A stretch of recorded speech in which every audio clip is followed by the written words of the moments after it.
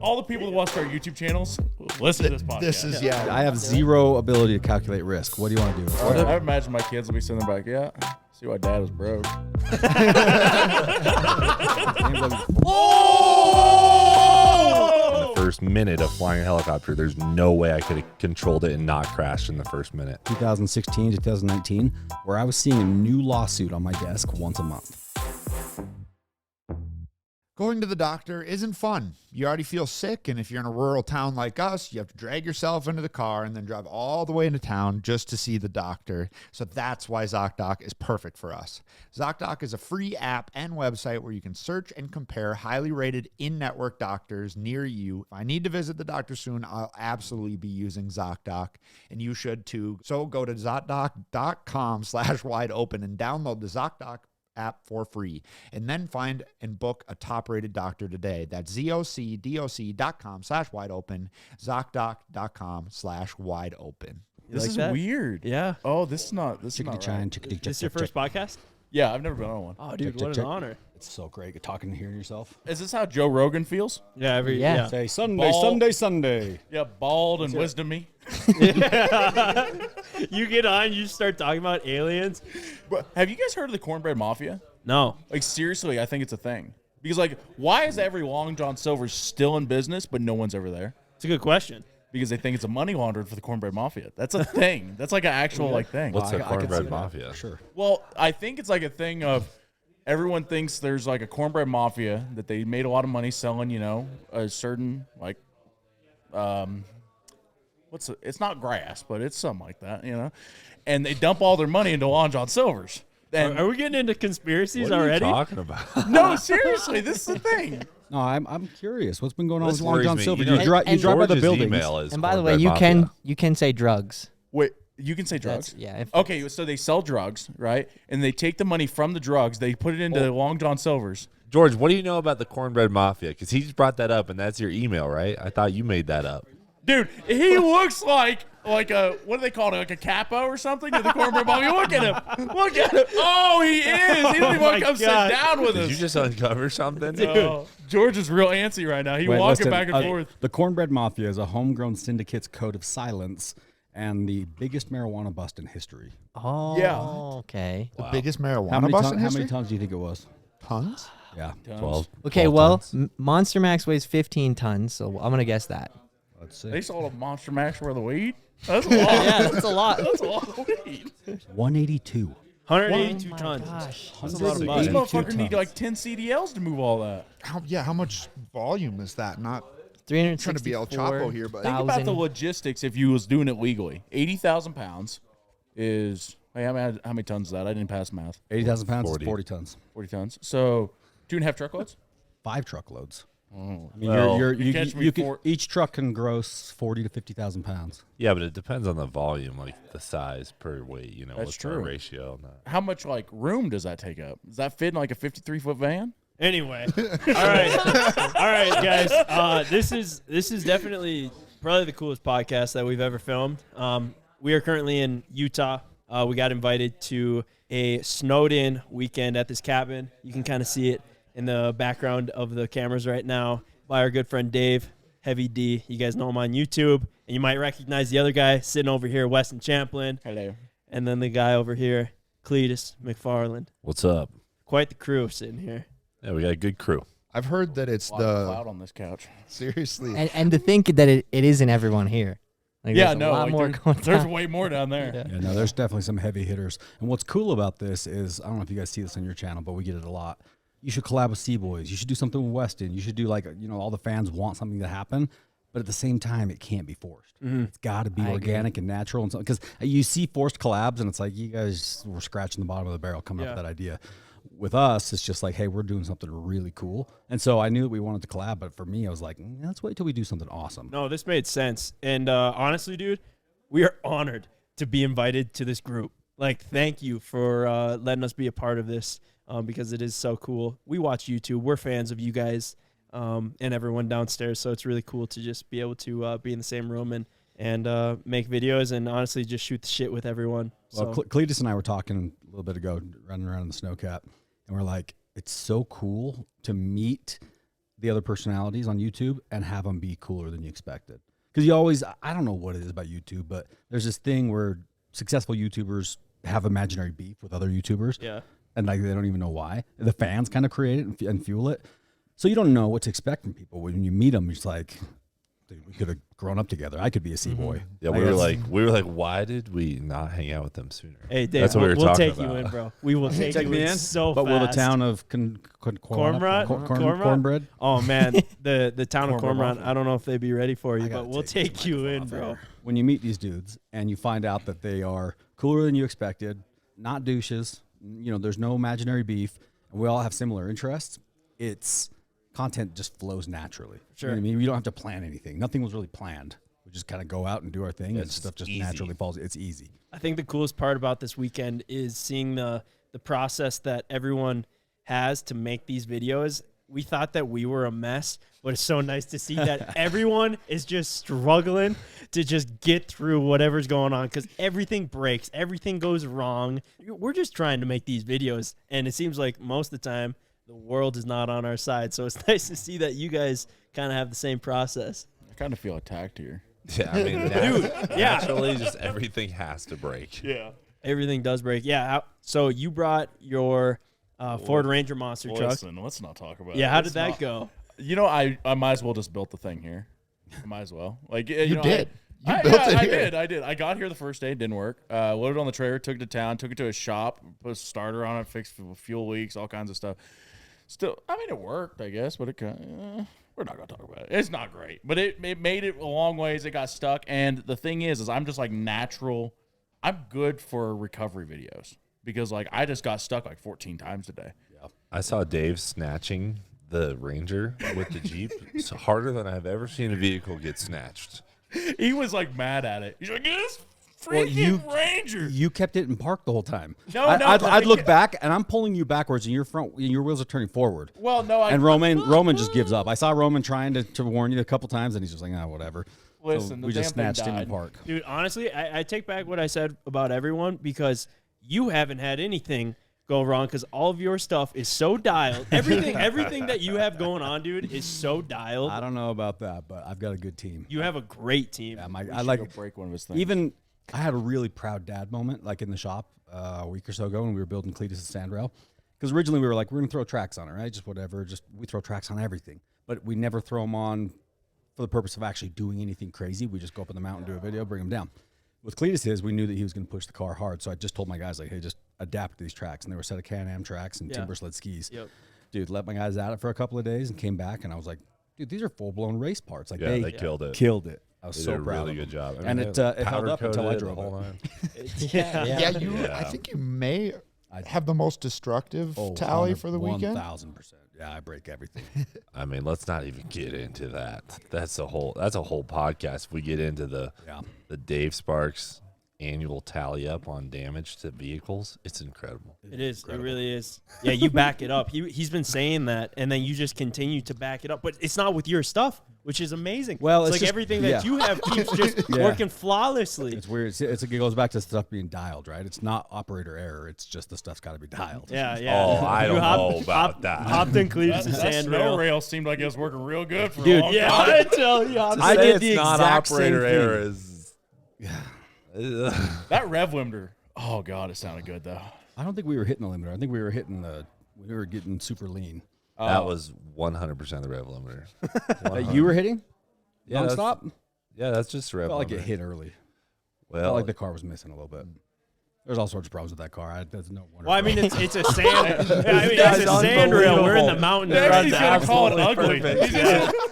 He's like, I don't like the color. It's ugly. dude, he's running like junk. That's why the tracks ripped off. of it while I 100%. was If driving. it was running better, it wouldn't have done that. I was driving the Hellcat Jeep on tracks. Yeah. 8 tracks. Yep.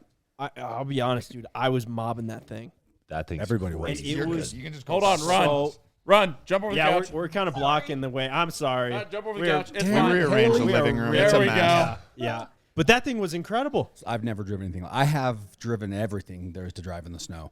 Nothing compares to that Jeep. And it just kept going. Like I wasn't concerned about it getting stuck. Nope. And it never overheats. Like AMW 4x4 is the company that does that. They're building my Jeep right now. They're doing the Demon engine with the big Whipple blower. So it's, I think it dynoed like 1,100 horse or 1,200 horse, something like that. So this one that we're driving has 700. It's just kind of a stock Hellcat motor, probably a pulley and some tunes. But anyways, AMW. Unbelievable. Unbelievable. We just got snowed in. For those of you that are just listening, Don't you fucking dare. You gotta be David- kidding me, dude. I will unsubscribe to CBoys right now. I will do it. Hey, that wasn't all right. Was that our idea? Was that Evan? Who did that? No, I that see. I was saw Roman. Roman. I saw Roman, dude. Oh my is gosh! so Get up here. Hey, which one's his bedroom? Get up here, you boomer. Oh no. Isn't that his bedroom over there? Go throw it in his Man, this is bed. gonna you make go. a mess. Yeah. Should we be concerned about the electricity on the floor? No, I say we just no, give no. it a rip. Don't See what worry about happens. that. Everybody just kick their feet Yeah, up. this is gonna be Get wet that socks. tilt back up here? You're good. Damn you, Roman. Oh, Haley, you were in on it? You filmed it? You dirty little... We actually got maybe Duke. should grab a bucket and get rid of some. I'm so good. I'd have to agree. That's a lot of snow. That's a significant amount of snow. That is. Yeah, we explained to the listeners, right? We I'd just say got... that's above average. I don't know Just if we had did, a but yeah. little For those of you drip. that Did ya? were listening, they just got the middle couch got snow dumped all over. Dave Garrett and Ryan. There's snow everywhere right now. There's a solid 12 inches of snow on the floor. We're snowed in. No, I have a question, though. Out of all the vehicles, let's go around. Everybody give me your Yep, favorite and why. Starting with you.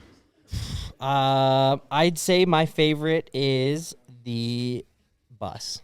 I'm not trying to pump your tires. I know you just asked, but I climbed up inside. You know, it was a whole feat to do that in itself. And the PRP seats and the sound system and everything and the fact that it didn't break, that's my favorite. Yeah. Faux show. Thank you. How about you, Weston?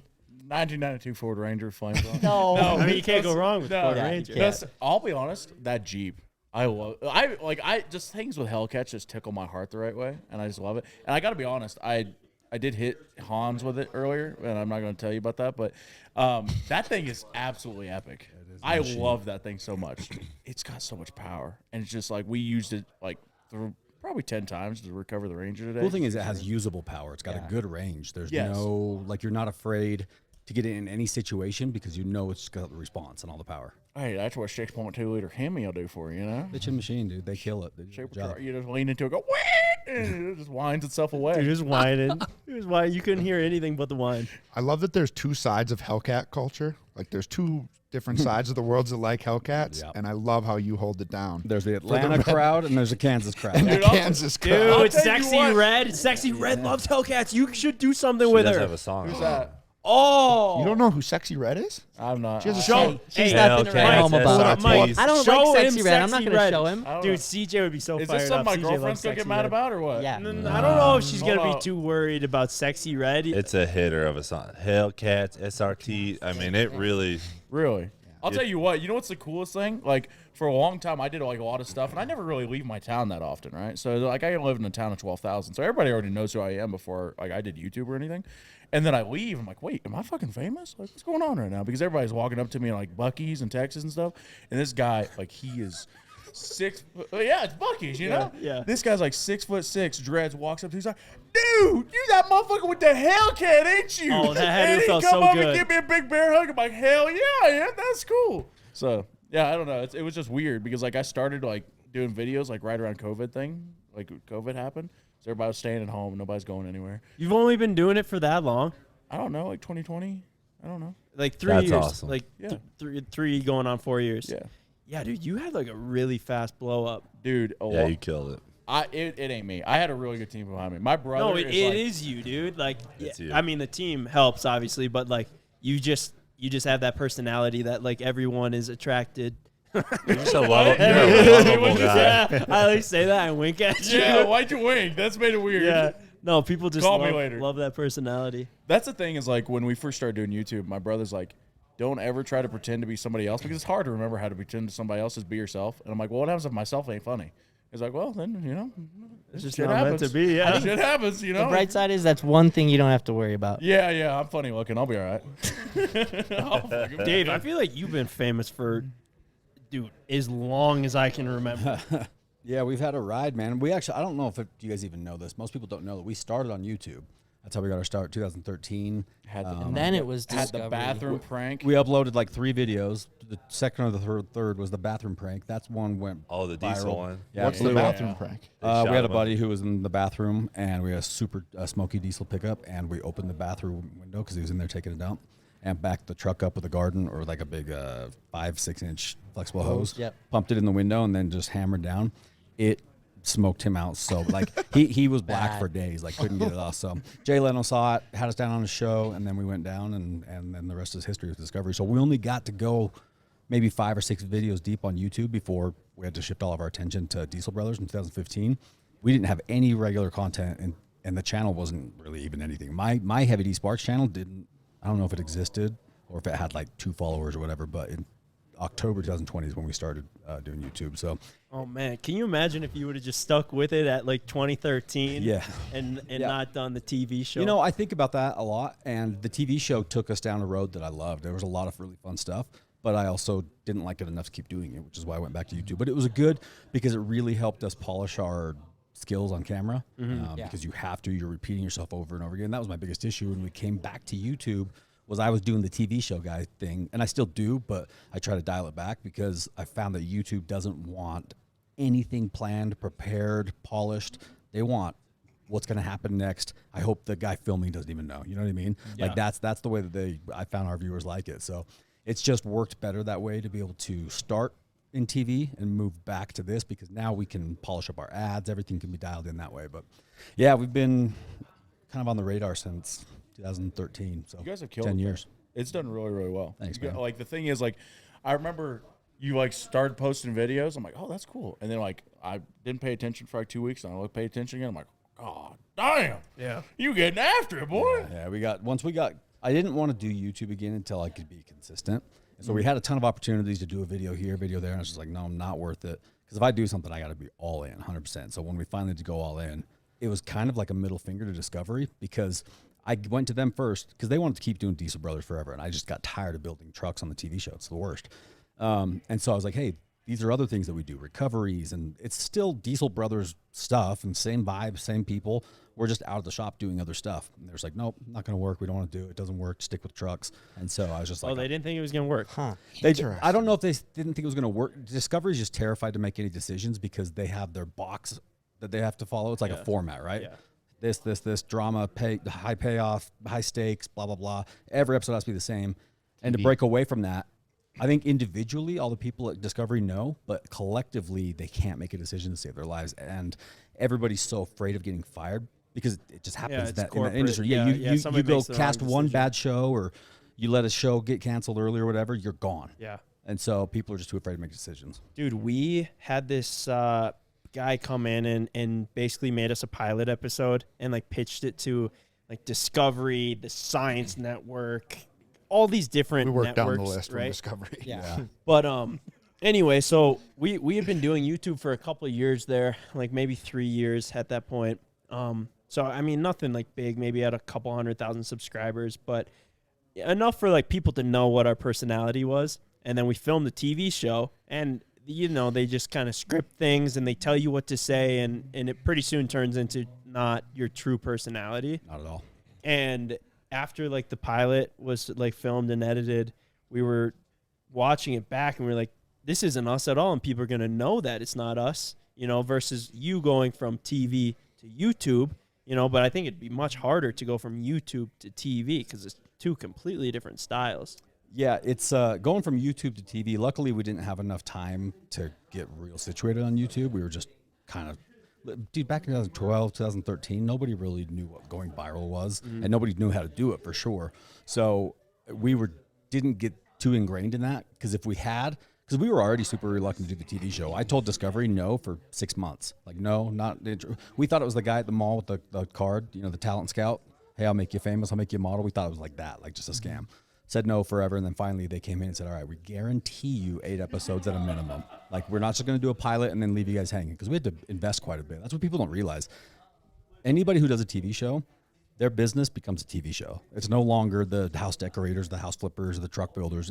It's a TV studio. Yeah. These small businesses have to put in a ton of money because Discovery doesn't pay very well at all. We started off at $3,000 an episode for our first season. Really? And the contract said you only get a 5% annual bump. That's just what they put in there. But when the time comes to actually renew contracts and they go to give that 5% bump, and if the show is successful, you just say, I'm good, I don't want to do it anymore.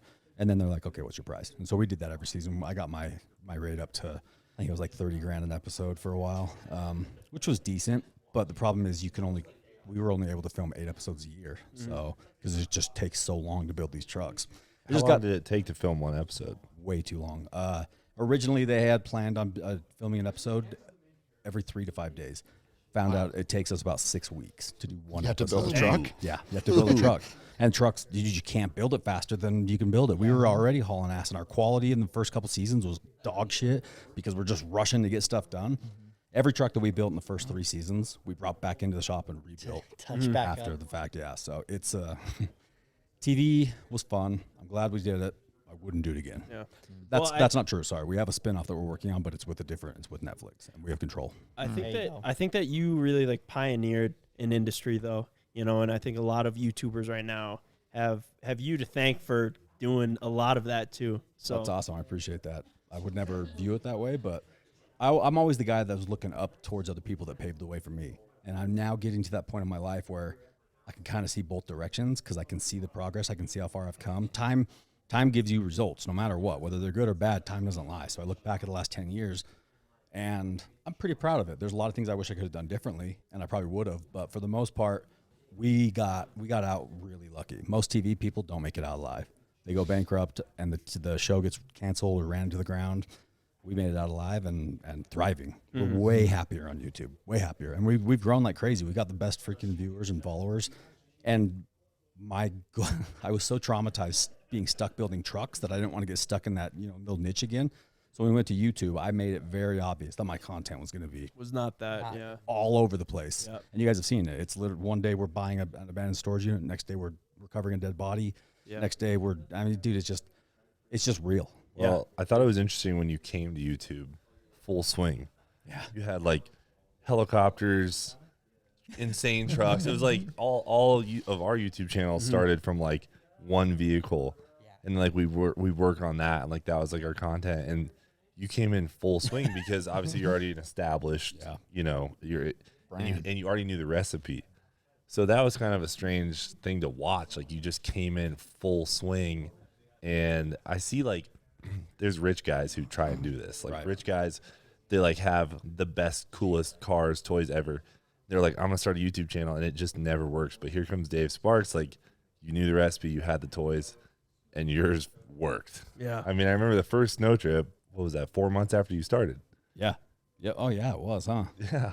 Yeah, that's wild. Yeah, it's And you were just new to YouTube. it was fun, and it still is fun. I love it. It's so like much we were doing better. last night. We're like staring at thumbnails, trying to figure out what's going to get more eyes. Like it has such an immediate payoff.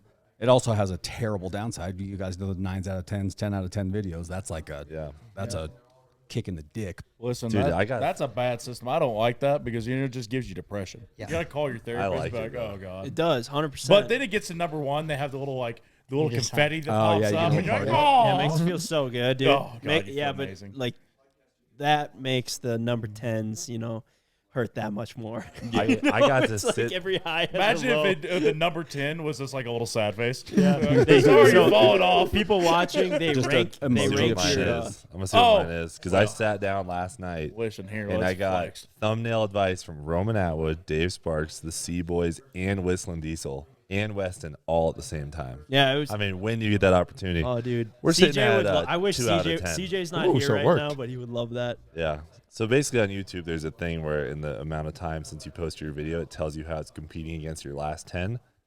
And my jumping the sand rail, number 2 out of 10. Good. And you boys helped me with that. Yeah, it's probably because you could see very clearly what was going on in the thumbnail. Yeah, I mean, you had some good advice. Yeah.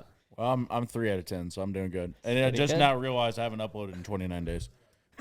God dang, dude. All right. That's normal for me. Consistency is not my thing. The last video we posted is the Lamborghini on Frozen Lake. That thing was cool. I seen we looking I seen the at? thumbnail of it. What's our number? 4 out of 10. 4 out of 10, not Yeah. bad. Oh hell yeah, we're 3 out of 10 on the bus video. Look at There us, we dude. go, We're dude. all Hey, in the top 5. just right in the Top five. pocket. Yeah, we Right in all the balled. pocket. We were on You know? trending yesterday too, and we had another 3 out of 10. What'd you yesterday. trend? I saw it at 17. Somebody said it went higher, but I didn't see. Whistling was number 1 on trending yesterday. You know what? I got the first. I've been number 2 on trending like a bunch of times. The trending page in jerking Weston someone are over like at this. YouTube? What? You for sure are. What? Are you jerking someone at YouTube? Oh, I wish. But Dude, you're always on trending. Literally every you video. know, like every video we posted in 23 got on trending. Like What? every That's what I'm one saying. of every one of them except for like 2 or 3. That Does was a trending stat. do anything anymore? I don't know. But That it's was my cool. next question. Yeah, no, It it's still used to- a flag. it used to Cool. work. It gives you a lot of It's a impressions. flex. It gives you a lot of impressions, but you know the Yeah, but that might hurt you. yeah, because your click through rate's going to go down Yeah. because you don't know if it's going to be people that really Whatever. like what Dude, you this is want. such YouTuber I know, talk right it's- now. But we all the people that want to start YouTube channels listen to this podcast. this is this is When your I one. used to be obsessed with my real-time views, like constantly watching them, and when I would hit trending, I would get at least like a 20% bump in viewers instantly on the video. But now I don't think that exists. You know, I don't watch real time views, so I don't know. Like I just kind of look at the analytics after 5 days or whatever. I'll be honest, my brother watches it way more than I do. He's like the behind the scenes man. This is really bad to say. I've never uploaded a YouTube video. Like he's always uploaded every YouTube video. That's He's good. just You have someone Also that- kinda cool. Hell. Dude, if he it is makes like- you feel better. What's your he- channel at now? Most How many of the subs? guys. 3.372. 3.372. Yeah. That's awesome. What are you at, Dave? I think we just hit 3.5. What are You still you giving a helicopter away at 10? Yeah. That's so crazy. I remember when you said he came out swinging. Or you go. I remember Yeah. that the first video. I go, Yes, he holy did. shit. So I cool. remember that. Yeah, dude. What are you gonna do when they walk into your hangar and go, "I want your black"? Yeah, hawk"? no. I'm gonna say here's the helicopter, and that's the one you get. It's so well, bro. And then Cleet's giving away a helicopter for the next race. Wait, is that secret? Oh, is that? No, Oh, sorry. well, when's this gonna be Yeah, out? is that secret? It's not this Tuesday, next Tuesday. Oh yeah, you're good. It's Oh, being okay. announced this week. So yeah. I was getting ready to say that. I'm like, oh, I yeah, don't the know when's this prize gonna for get the posted. Freedom Is that- 500 is a helicopter. Oh man, You know dude. that I makes do me not so need a helicopter. That makes me but so sad that I'm not gonna be there. Like you text me and you're like, yeah, and what the prize is a helicopter. I'm like, oh god, I want to do it so bad. Can you fly a helicopter? No. Dave and I are the only 2 pilots in the whole racing field. So if anyone yeah. but him or I wins it, like they're just gonna have to figure Can it you out. Oh, win? can I keep it at your house or your house and then Yeah. just fly with you? Yep, come Like- park it out here. If I want to fly or if I want to buy a helicopter, which I do after hanging out with you guys, dude. Is first that like off, a thing I'm that just all so of us wanna fired do now? up just to. Be an aviator? Yeah, you guys just like fire me up in general, but like helicopters are at the top of my list of things that I Well, want. dude, right now. watching how capable all of you are to operate kind of anything, you'd be able to get your. If you had a helicopter, you could get your license in 3 weeks. Really? Easy. I got my stuff all signed off in 3 days. Oh no, shit. Yeah. So, but if I had a helicopter, I could fly it technically with you, being a pilot. Like you're flying it, and then I can fly with. Well, You could fly a helicopter easy though. like if you won the Freedom 500, you just have to have a CFI, like the certified flight instructor, go with you, and then every hour you're flying with a CFI counts towards your 40 hours minimum you have to take the test to get your license. So let's not talk like license or anything. Let's just talk like practical application. I got in a helicopter. Yeah, What do you think the likelihood I get that thing off the ground safely? 0%. I know what the collective is. I know how I the know. rudder works. I I know know. all that. I've played Flight Simulator. No, yeah, you'd get it off the ground. You'd be back on the ground in about 6 seconds. Not the way you want it to be. It's Well, that's all right. it's You'd be upside insane down. because Is that bad? I honestly feel I'm not trying to be cocky. Like I've just operated so many different things in my life, and I feel like I've got a really good handle on things. I could not control. Like I can honestly say, in the first minute of flying a helicopter, there's no way I could have controlled it and not crashed in the first minute. Is it just like that sensitive? Or It it's is. It's just. It like does. It plays tricks nothing- on your brain. Yeah, it's so hard to keep everything 'Cause coordinated. depending on the model, they have a lag in response. So when you put a control input in, it could be almost like 2 seconds, like some of the Bell stuff. Like they're so slow. Or like the Super BO-105, and then all of a sudden you look that direction and it's going that way. So Well, can you explain like what was the thing where when you're taking off from the ground, the air is pushing on the ground, so your controls are opposite in certain helicopters that like versus the when hover you're yeah, you're flying a Frisbee. You're not flying the cockpit of the helicopter. So when you see the cabin of the helicopter, that is a ball hanging from a pendulum. It's literally just hanging from the rotor disc. So picture you're throwing a Frisbee, tie a string to the bottom of it, and let it hang a tennis ball from it. That's what you're flying. So really, you're tilting the rotor disc, and that's why That's why it's such a different experience, and that's why it's so. As the pendulum swings, you think you're swinging, so you got to bring it back, and all that does is just accentuate it, makes it worse. We could let you try. I mean, we could let you try. Honestly, Listen, I'm when not I sure. win the What? Freedom Like, there's 500, dual controls in a helicopter, right? Like, Right. we could get in the helicopter that's the prize for the Freedom 500 next week, and you guys could try. It's and I very would just humbling. be there. To after seeing Ben try to fly your assist. RC plane, I ain't getting anywhere near that. it, Can we change with it to him. like a Cessna? I feel like I could get a Cessna. oh, right? you could try and fly the Cub. I've flown a Cessna. I flew a Cessna when I was like 13. When you're on your own, like Oh, when it's a someone, single everyone's got seat. their hands up. No. Like I'd be in there, but like if I was fully off the controls and said it's all you, you would really be. Oh, It'd no. get sketch. Yeah, let's for not do sure. that. Let's So not would do you that. say your experience flying planes before helicopters, did that correlate at all? Like RC stuff. No. Cleetus is Oh, no. so good at RC I was planes, helicopter dude. then airplane. Okay. Going to the doctor isn't fun. You already feel sick, and if you're in a rural town like us, you have to drag yourself into the car and then drive all the way into town just to see the doctor. So that's why ZocDoc is perfect for us. ZocDoc is a free app and website where you can search and compare highly rated in-network doctors near you and instantly book appointments with them online. With ZocDoc, you can find and book doctors who make you feel comfortable, listen to you, and prioritize your health, all from the comfort of your home. You can search by location, availability, and insurance, so there's no compromises here because with ZocDoc, you've got more options than you know. ZocDoc is perfect for me because we live in a rural area, and when you're sick or you need to stop in to have an appointment, the drive can often take longer than the actual visit. If I need to visit the doctor soon, I'll absolutely be using ZocDoc, and you should too. So go to ZocDoc.com/wideopen and download the ZocDoc app for free, and then find and book a top-rated doctor today. That's ZocDoc.com/wideopen, ZocDoc.com/wideopen. You know, honestly, $1 doesn't get you very far anymore unless you're using Shopify. Just $1 a month gets you a trial period at Shopify.com/wideopen, and your very own Shopify website is a huge step to start selling online. Shopify powers 10% of all e-commerce in the United States and makes it easy for anyone to set up a website. We have our website, CboysTV, through Shopify, and we absolutely love it, and I know that you guys will too. We've been using Shopify for years, and we love that Shopify grows with us and makes it easy for anyone to shop. We built our whole website ourselves, no coding required, and it doesn't get much better than Shopify, guys. Seriously, try it out. You will love it. Shopify has been supporting our podcast, supporting our business for a very long time, and we're super grateful for them. Partner up with Shopify, and you'll be thankful too for just how great they are, and they have endless options of integrations, award-winning help, AI, everything. And trust me, guys, the first time you hear the Shopify cha-ching thing, you're going to be glad that you opened up your store. So sign up for a $1 per month trial period at shopify.com/wideopen, which is all lowercase. Go to shopify.com/wideopen now to grow your business no matter what stage you're in. Shopify.com/wideopen. You I got didn't know your that. helicopter He wasn't one of license them first? fixed wing guys Yeah, first. yeah. I want to get my pilot license for a plane. I think that'd be awesome, but I really don't know what I would do with a plane or where I would go with a plane. You'd fly it. I would, They're- but they're, with a helicopter, dude, I would Long John Silver. take it from my house to the shop, and I would take it from our shop to the farm, and then I would go to the C store and land it in. Listen, bro, like you I would could just have one bop in a around, month bro. if you win the Freedom 500. Yeah. Come on down to the That's Freedom why 500. I was- Available in Bradenton, I'm Florida. so interested to see what the winner does with it. Like, was- are they going to fly it everywhere? Are they going to sell it? I don't know. They're going to strap it to the ceiling of their barn, tear it up. Imagine Cody wins it. No, I was cracking up when you said you're like, oh, I'm bummed I'm not going to be there. And I'm like, I'm bummed that we all suck at racing. Yeah, that's the worst part. Is like Listen, I know I'm not. I suck. Well, I suck at I know racing Ryan too, so is it's fine. Hey, now. Wait, how'd I do for my first time out there at the Lamont? I pulled a Rockford in the middle of the race, and I was so proud, and it looked so lame on the live stream.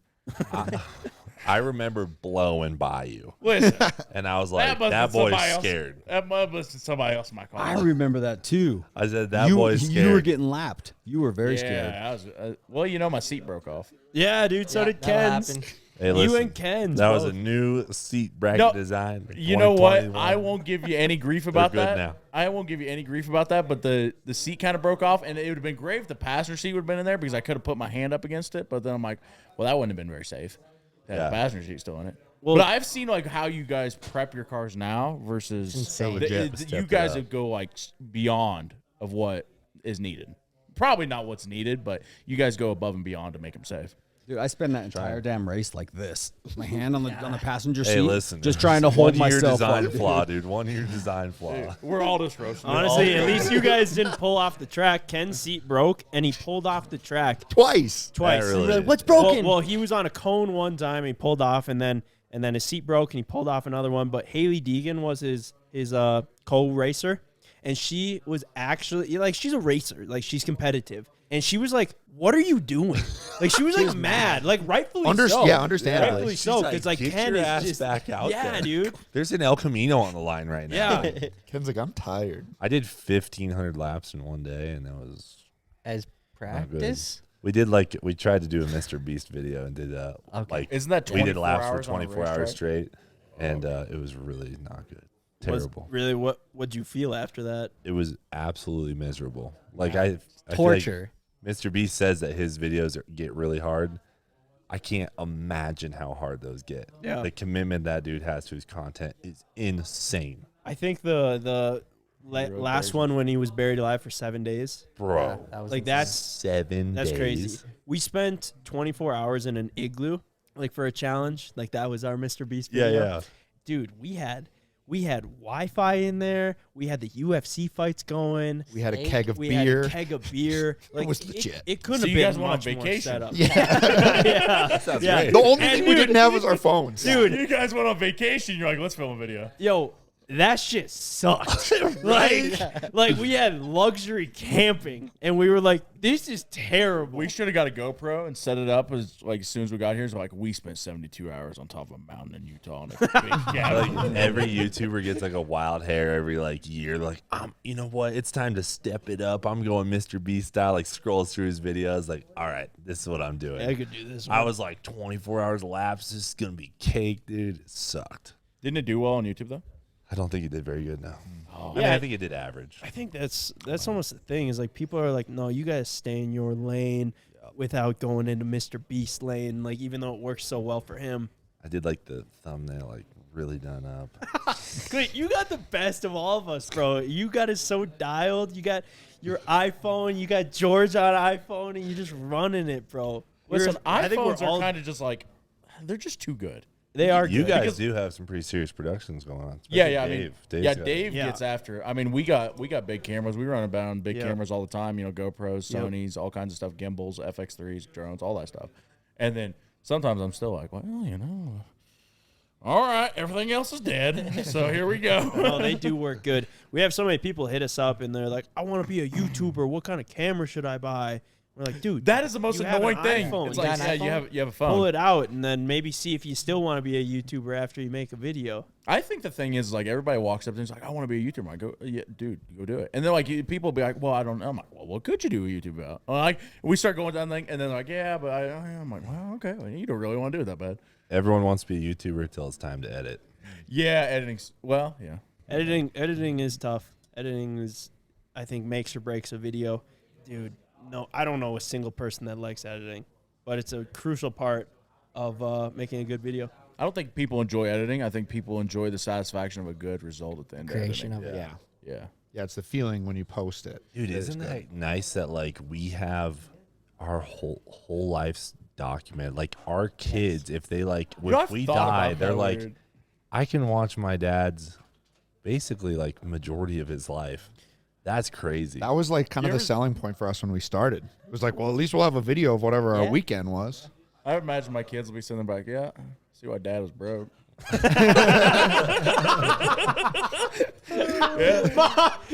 Man, he really loved Rangers. He really loved it. Oh, yeah. Yeah, he blew that motor up, blew that truck up, caught that one on fire. Yeah, I see why he was real broke. Couldn't pay child support. So you are a father, you as well. Do you ever worry about, like every dad gets his payback, right? When his kid grows up and they start doing all the things that you did. Do you worry about that? Because you have no excuses when your child takes his first car and gets caught drifting somewhere. I mean, you could say they He's do just it going on my to track. criticize his technique. Yeah, you can do way better I than tell you that. right now, my kid's can be a phenomenal driver. Oh, for Yeah, sure. Don't And come I- after his kid. No, but yeah, like I'm just saying, like the one I'm time gonna that, encourage him to do all that stuff at the track. Hope yeah. I don't know, but That's I what I'm know- saying. Like when they get in trouble or they like wreck something that they weren't supposed to. Yeah, you there's know, when probably they not going to be a ton I can say. Yeah, that's what I mean. You don't have any real No leg to stand on there. no leg to stand on there. Yeah. So one thing I'm living what you just said, the whole watching your kids do crazy shit and drive you crazy. Kids are the best, and they're also the worst. The thing about kids, though, is each kid's different. I got 3. My oldest is a girl and then 2 boys. You'll see different parts of yourself and your kids and the way they behave. And there's really proud moments, but then you'll find there's times where you just can't stand your kid. You just wish he was somebody else's kid. Like you cannot stand your kids because they just get real rotten sometimes. Like sometimes sugar, lack of sleep, whatever. Kids get shitty. I've been a shitty and kid. you'll catch yourself just like, oh, I hate that. I'm so mad at this. And then I caught myself one day. I'm like, oh shit. All the things that he's doing right now that I hate are all the things that I do that other people hate about me. So I see my bad behaviors in him too. And you're just like, oh, it's actually good because it's a little bit of a mirror and you can help them to not go down the path that you went. Like if you have a certain personality trait or whatever it is that didn't work for you and didn't work socially, you can help them with that. But it's a double-edged sword because you want your kids to make mistakes.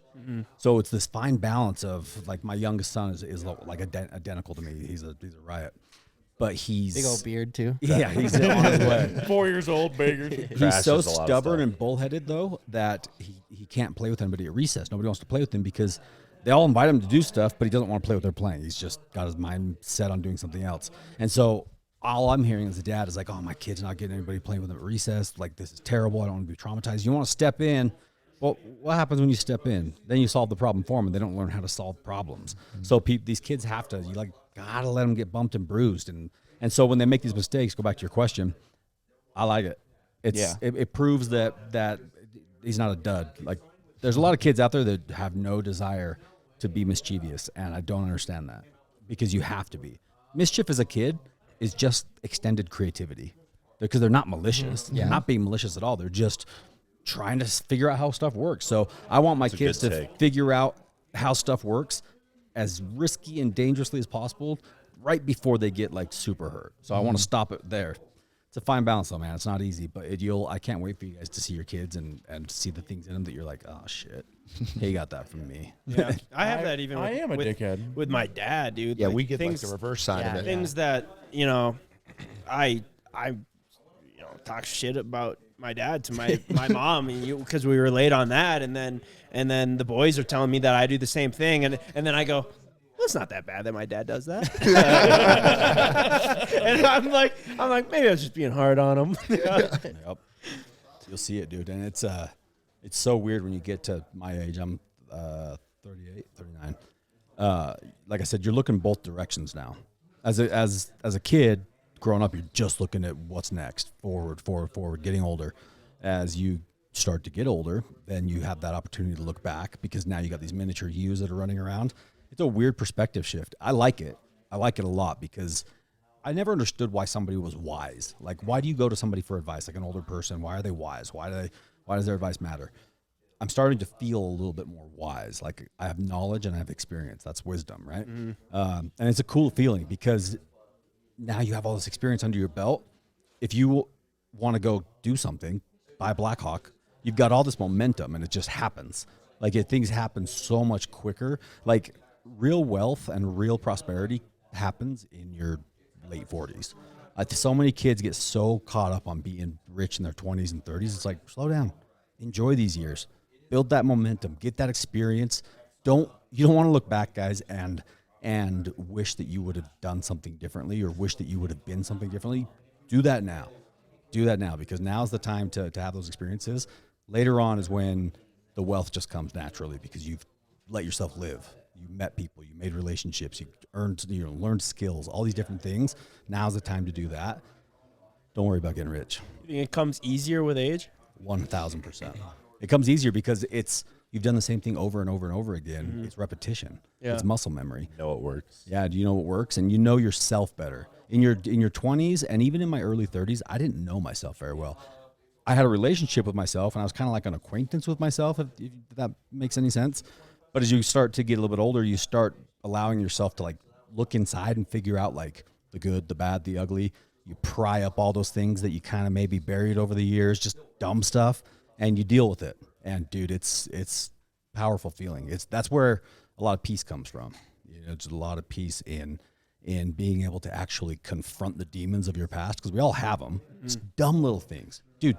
The dumbest little things will bury themselves inside of us, and then we carry them around for years, and they start to like fester, and you don't know what they are, and they manifest themselves as like bipolar or, you know, depression or whatever it is. People get all these like psychological disorders when really it's just something they didn't deal with from their past. They just buried it, and they're trying to keep it from knocking down the door, but it's coming. Those problems always come. If you ignore them, you can't. It just eventually comes to you, and you'll live so much of your life having run from something that wasn't even that big of a deal if you just turned around and faced it. Have you found that like most of your big wins come after like your big losses, and you can appreciate them a lot more? I don't count my losses at all. I couldn't tell you the last time I failed. It was probably 20 minutes ago, but I don't keep track of it.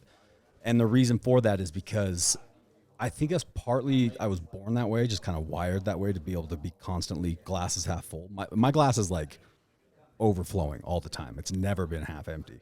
And that's just the way that I view things. So it's interesting as you get older, because, and I talk like I'm a 50-year-old man. I'm not that old, but I just have noticed over this last year or so, this kind of pivotal moment where you start to it's crazy as you start to understand your parents way better. So wait till you get to that age, because then you're gonna be like, oh, I know why my dad did that. I know why my mom, like, you start to understand what they were going through, and you realize that they were just humans like us doing the best they could. Yeah. And so many of us let our relationships with our parents, whether they're good or bad, you know, usually bad, just scar us for life. And it's like, your parents, unless your parents were like actually terribly abusive, they were doing the best they could. And so when you talk about like raising your kids, obviously you're extremely successful and you have wealth, and you didn't come from any of that, right? No. So is that going to be hard for you to, you know, you want to instill these values, obviously, that you had to learn without just setting them up for? It's one of the hardest things that I have to deal with in my life, keeping my kids grounded and giving them a sense of reality. Mm-hmm. They go to school after, you know, spring break or something, and talking to kids about, hey, what'd you do? I went here, I went there, went down, we went to the lake, and my kid's like, yeah, we flew the helicopter to Lake Powell, and they're just like talking, it's normal. And I don't even think they're bragging. I think they're just saying what they did. Yeah, that's what they're used to. And so reality is totally different for these kids than it was for me. So it is extremely hard, and you're constantly doubling back, trying to figure out, like, did I solve too much of the problem for them? Did I make their path too easy? What do I got to do moving forward to let them trip and fall a little bit? It sucks. Honestly, that's the worst part of becoming successful, is your kids potentially never learning any work ethic. I always wanted to try to pretend to be broke. Like, you know, just be like, Yeah.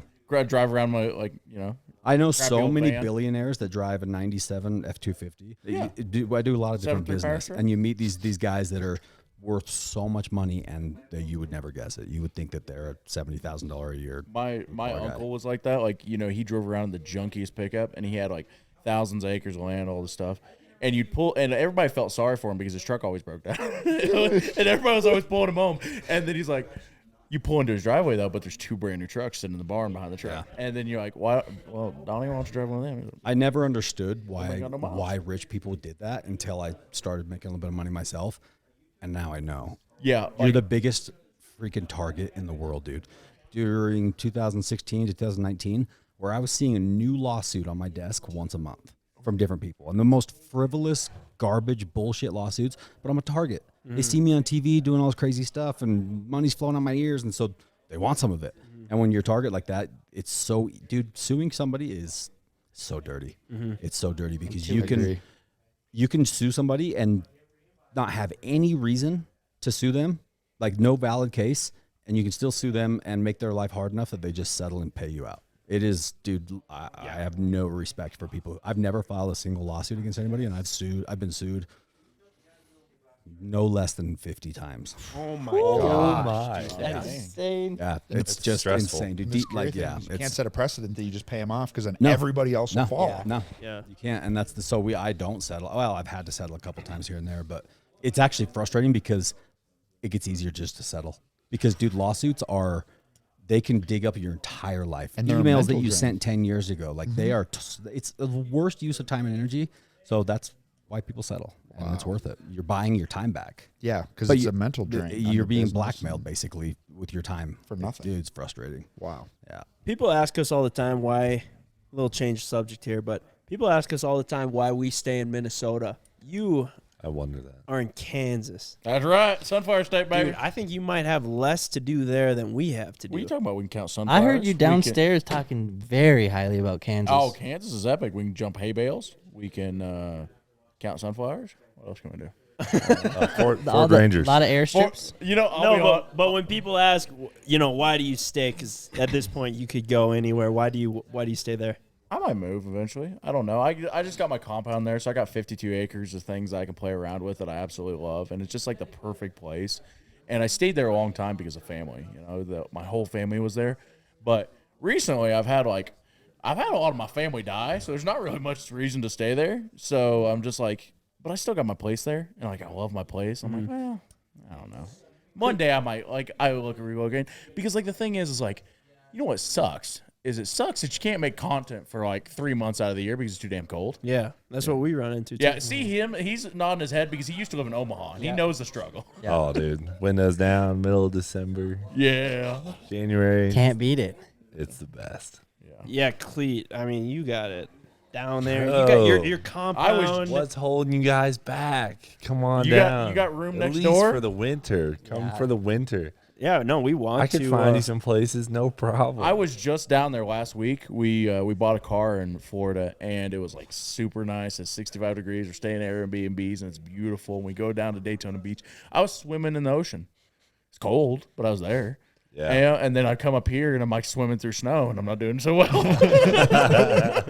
You like that ocean better. Yeah, the ocean is a little easier. It's a little better, I'll be honest. But, Florida is and I feel lied to. The first time I ever came to Florida was to go to one of your races, and I fly in, I get a Chrysler Pacifica at the airport, and I get out there, and just the roads are so nice. And it's so beautiful, and it's nice everywhere. And I'm like, I thought this place was a shithole. Everybody lied to me. This place is nice as hell down here. That's what Florida's they, the best, dude. That's what they say to keep Keep you out, dude. And you know what? Oh, Florida? You don't want to go to fucking Florida. Yeah. You know what's fucking funny is we drive down there and we drive by this Waffle House. It's on the exit to the Freedom Factory or something. It's down in that area someplace. I got food poisoning from that one. Well, listen here. I'll tell you what. We get to the race and we're back in the pits and we're talking to a bunch of people and somebody from Florida, I think they work for you, is like, that place is sketchy. And I drove by there a little bit later as I was going back to my hotel. I'm like, that's the nicest fucking Waffle House I've ever seen. You seen sketch? You seen the one on the north side of Oklahoma City, south side of Memphis? Them ones are sketchy. He's shooting tonight. I'm pretty sure every Waffle House has had some kind of World Star brawl breakout in one or two points. I love Waffle House so much. It's just I love it so much. And then at the time, my videographer was riding with me, and he hates it. Hates Waffle House. And we're driving. I'm like, Waffle House is great. Look. And then we drive by this Waffle House in Florida while we were there for months. And there was a drug deal going on out front. And he's like, look at that. I'm like, that's live entertainment, dude. What are you going down for, dude? We want to get a place somewhere else, too, and obviously Florida would be sweet, but We got to make it happen. that'd be so sweet. But honestly, we say all the time, Salt Lake City is so awesome, too. It is. Because you're 2 hours or 4 hours away from everything. You have Moab, you have desert, you have mountains, you have the salt flats, you have Class. Lake Powell. What's crazy is we decided to settle in the worst part of the state. Salt Lake is the least pretty part of the entire state. Everywhere else is insane because you can go to Red Rock Country 2 hours south. You can be here in the high pines at 10,000 feet in an hour. I can be to 9,000. I live at 5,500 feet. I can be to 9,500 feet mountaintop right in my backyard in 20 minutes. So you're right. It is a rad spot. It's frustrating though because where we settled here, we as in the Mormons and us Utah pioneers, my family runs deep in the heritage of Utah. So I've got deep roots here, but the settlers settled in this area that was just on the west side of those mountains there or here. And it's the foothills. And then it's the Great Salt Lake. So it's just a tiny stretch of land that basically 90% of the population lives in. So living in that is frustrating. So I'm looking to actually move in here pretty soon onto the other side of the mountain to get some space. because it's just real estate's going crazy here, and I just need a little bit of elbow room. You ever want to know how to like find if somebody's from Utah? Just see how they talk about Salt Lake City, because they all like every one of them. I had a flight attendant here. Is like, oh yeah, the Great Salt Lake. I'm like, you're from Utah. Like, and that's I think that's just a Utah thing. Everyone's like the People Great are Salt very Lake. proud of where they're from. And no, like it's just like I've never heard anyone ever say the Great Salt Lake. It's like Salt Lake City, blah blah blah, whatever. But then you get here, everybody's like the Great. Well, it's Salt because Lake. it's taking up all of our space. Why It's this damn lake that's drying up. That's sitting literally in the most prime real estate, and it's I haven't seen it yet. yeah. There's not much to see right now. It's low. Oh well, that's all right. Yeah. I hear it's salty. It is salty, yeah. The salt content somehow is going down every year. I think it's because they mine magnesium stuff out of it. But 10, 15 years ago, you could lay on your back, and doesn't matter whether you're big boy, little, doesn't matter. Lay on your back, and you just sit there and bob like a bobber. You don't have to tread water or anything. But now it's going down a little bit, so you can't do So it's that a quite as lazy much. lake. It's a lazy lake until you get a boat on it, and then they get these 10-foot rollers. It is terrifying. I've had worse conditions on the Great Salt Lake than I have on the ocean. Really? That's wild. No alligators. No gators, no living life whatsoever weird. except for brine shrimp. It's the world's largest supply Lot of of brine shrimp. shrimp. Brine shrimp? Yeah, there's That's it. basically this Salty ones? microscopic bug. Wow. Don't they smell awful or something? They smell terrible. It's fish food. That's what 90% of the world's fish food comes from is the Great Salt Lake. It's brine shrimp. Damn. And it smells like rotten tuna. What percentage of the Salt Lake City is Mormon? I don't know what the percentage is now. I think I used to know growing up, but if I had to get, it's changed a lot because over the last 15 years, a lot of tech companies moved here. So a lot of Californians, a lot of people coming in. Call it 20 years ago, I would say 85%. Oh wow. Yeah, it's a high number. It's probably, if you live in a neighborhood, at least one of your neighbors is going to be LDS, and it's pretty rare that they're not. Like it's if there's 300 houses in a neighborhood, maybe 5 or 10 of them aren't members of the church, and so it's funny because you grow up just thinking everybody's Mormon. Yeah. I treat everybody like they're Mormon, and it's nothing crazy. Like you guys have seen what Mormons are about. We're not what everybody thinks we are. Dude, some of the greatest people I know are Mormon.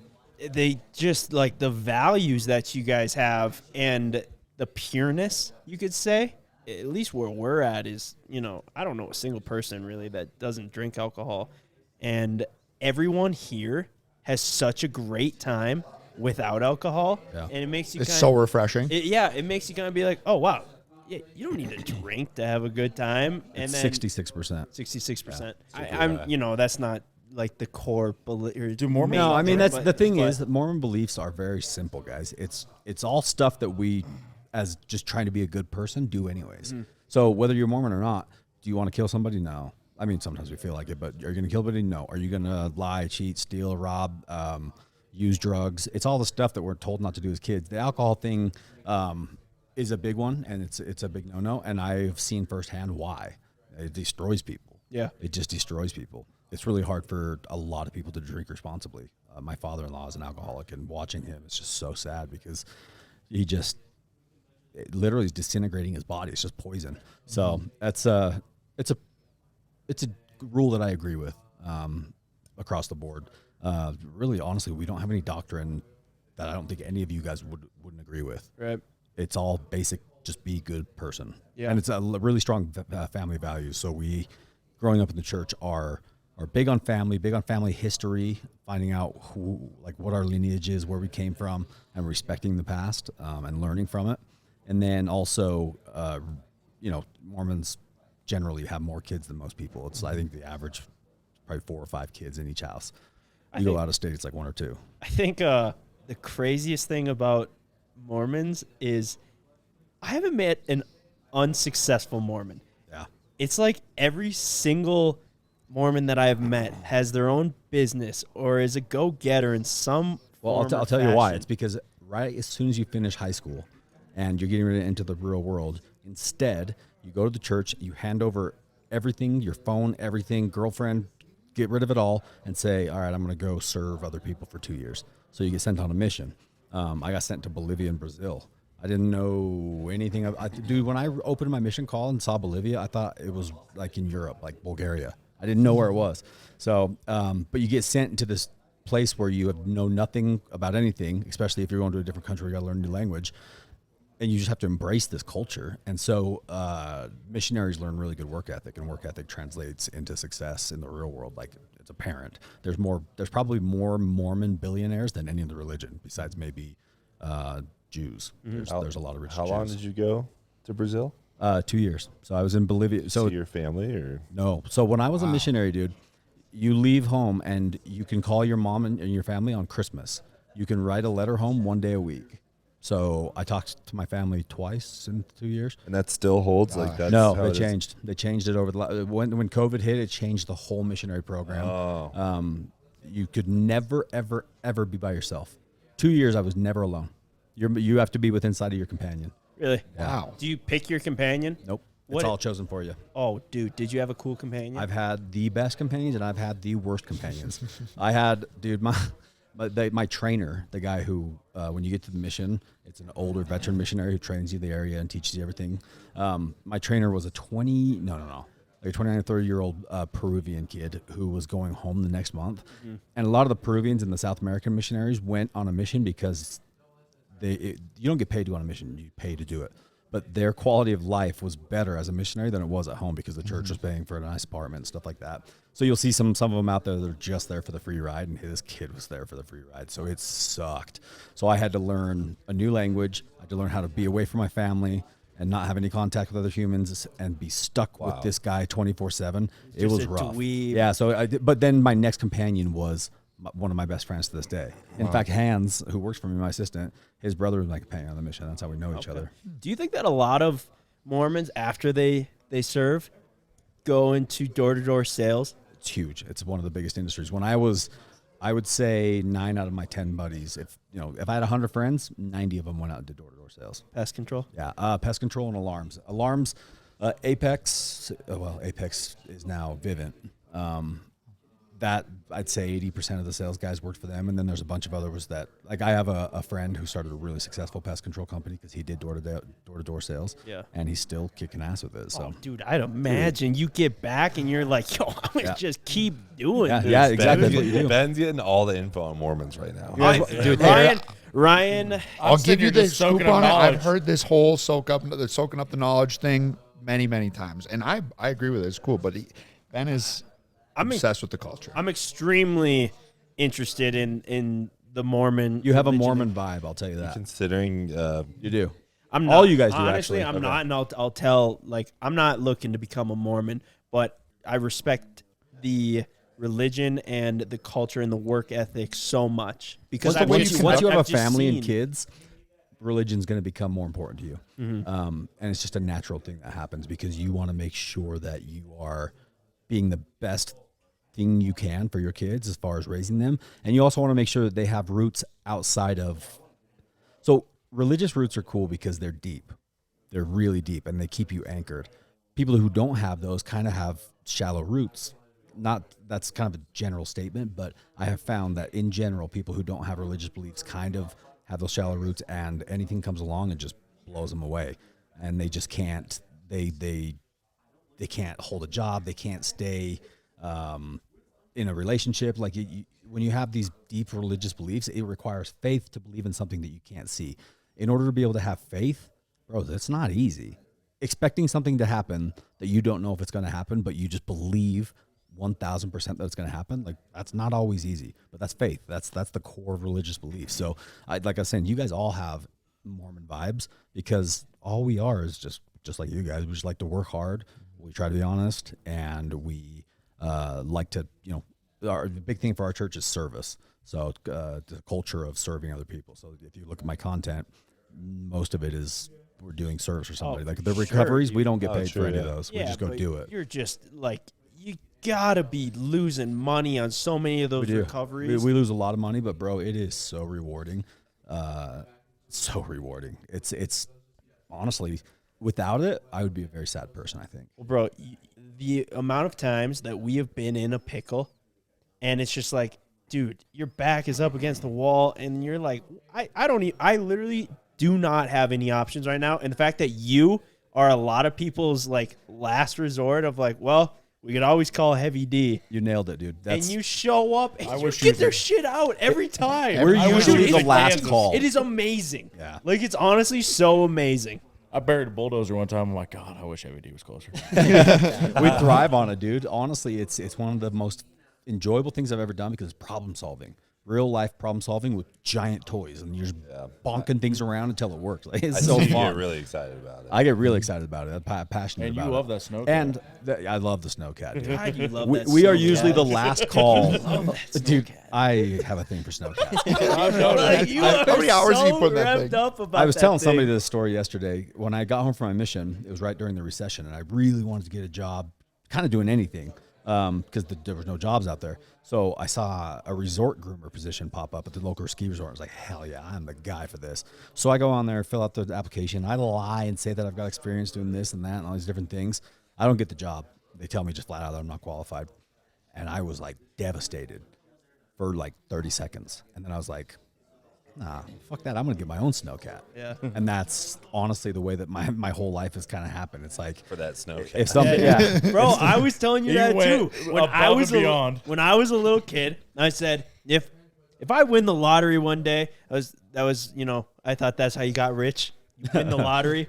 I'm buying a snowcat because I love snowmobiling and I love snowmobiling on groomed trails. And I'm like, yo, I'm buying a snowcat. I'm gonna groom the trails. And I can ride on perfect. It's like There's every like 3 kid's dream. snowcats at a shop.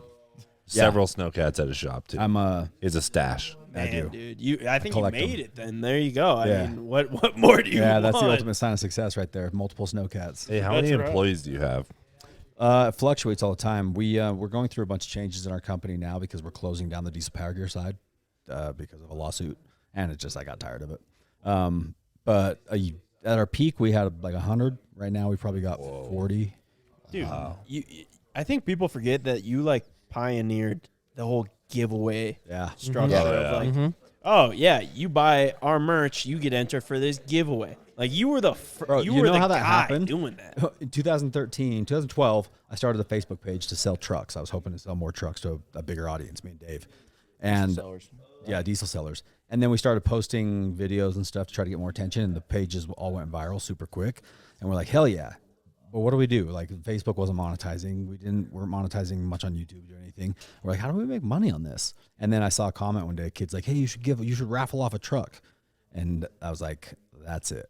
Isn't And it amazing how many good crazy. comments there are Yeah, that you're they're like, great. that's a great Yeah, idea. they're I'm great. Tons of stealing good. that. I'm Yeah. taking Dude, that. it pioneered an industry. Like for the Yeah, last 10 100%. years, vehicle sweepstakes have been huge. Yeah. Who is that guy? Who commented He was that? probably I don't 12-year-old know. kid. I think it was a kid. You don't want him to find out because he's gonna come Yeah. Oh yeah, knocking, dude, it'll be another lawsuit. Uh, No, yeah, it was. So I called a buddy of mine, a mentor, good friend of mine, the guy that I worked for before my mission, owner of Rockwell Watches.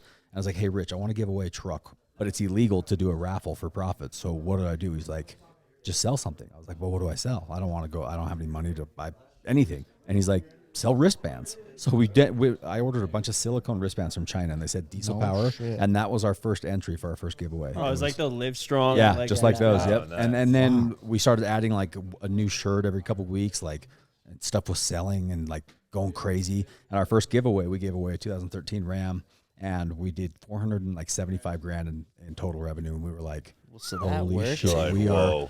are. And that's wristbands. That's just wristbands and stickers. How many wristbands? Dude, That it is was insane. so many wristbands. much were you They selling were the like silly wristbands bands, for? With dude, walking around. $25. Okay, so Yeah, because it they was were really every into it. $5 premium is an entry. wristband. Yeah. Okay, Yeah. got it. I got a 2013 Ram at home. I better get back here real quick. Dude, Weston starts selling wristbands. Hey telling guys, come on over to WestonLikesCake.com. It worked. The problem is now that there's a lot of trash in the industry, a lot of people Oh that my do goodness. Dude, it's so saturated. it. It's saturated. It doesn't work like it used to. If you have a good audience who loves what you do, like Cleetus does, it's going to work forever because his fans just love what he does. Yeah. And so he doesn't have to do And he gives away advertising. really cool stuff. But we used to make, dude, we were spending That drip out? $1 million a month on advertising on Snapchat and Instagram and stuff. $1 million a month. So I mean, it had to have been Damn. still making money, but at what point does it just not make well, sense? that scale started right here. If we were spending $1 million, we were making $10 million that month, and it was awesome. And then as the algorithm kept changing, it started getting to like we had to spend $1 million to make 1.1.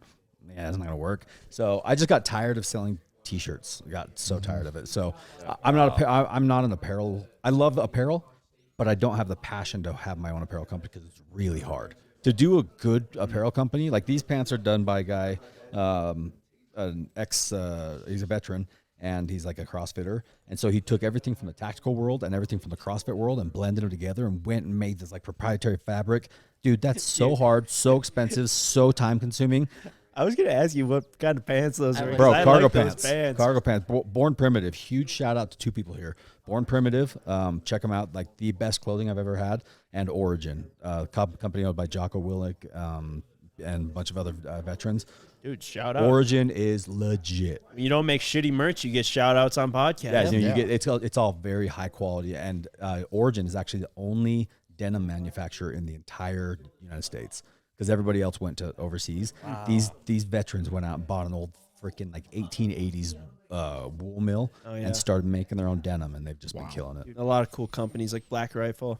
Oh yeah, one of my best buddies runs that company. That's again, those guys just freaking get it done. Yeah. They're so disciplined. They're like the LDS missionaries times 1,000 because they spend all that time. Shout out to Black Rifle. Shout out to Black Rifle. Dude, it's got to kind of piss you off, though, that, like, everyone's doing these giveaways now, and, like, that was kind of... It did at first. I was just, like, so upset because the first copycats of our business model were close friends of mine, and it was super frustrating. What year did you do your first one? 2013, April. Oh, my gosh. Started in April 2013 and ended in August 2013. And we've given away, like, 120 trucks now. Can I ask what your guys' biggest, like, giveaway was? Black Friday 2021, I think. We did like 15 million in like 3 or 4 days. Holy crap. Yeah, we were doing. What vehicle was it? I couldn't even tell you. Black Friday was. Oh, I think it was.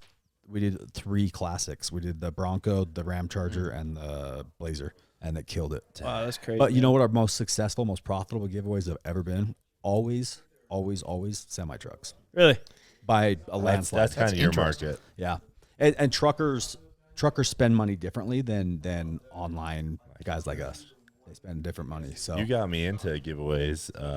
Pretty much right when we met and right before this cabin trip, the first time I ever did it was the first time I did a giveaway. Because you were like, bro, you gotta do it. So that was 8-9 years after you started doing giveaways, and so it still hits. It frustrated me at first when I watched people copy us, but then we realized that it was going to happen regardless. So then we put on a clinic to teach people how to do it. 2019, I put together a thing called the Heavy Academy, and it was just basically like a business mastermind to teach people how to do giveaways, and we killed it. We did 2 of them and made a ton of money, made a bunch of really successful business owners a ton of money because they went out and did giveaways.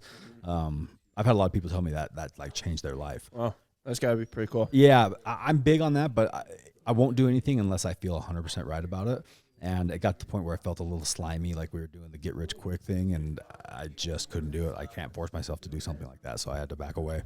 Well, the thing I like about giveaways, the way that you set out the platform, is it's not like you're throwing money at something and hoping you win. Like you're buying something for the same price it would normally be. Like, at least in I think most of our circumstances, we don't raise our prices on our merch or anything.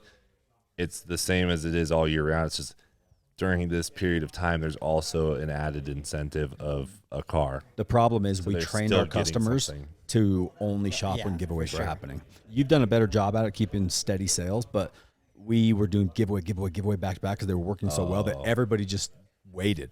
Right. And then we started doing like first of the giveaway, huge spike flash giveaway on the first 2 days, and then the last 2 days, and people learned that, so they'd wait and spend their money in the last couple of days. Like your consumers track what you do, and we weren't fulfilling the customer service very well on the t-shirt. We tried. We had a huge warehouse. That's where most of my overhead was, and fulfillment's really hard. Yeah, doing that much volume, dude.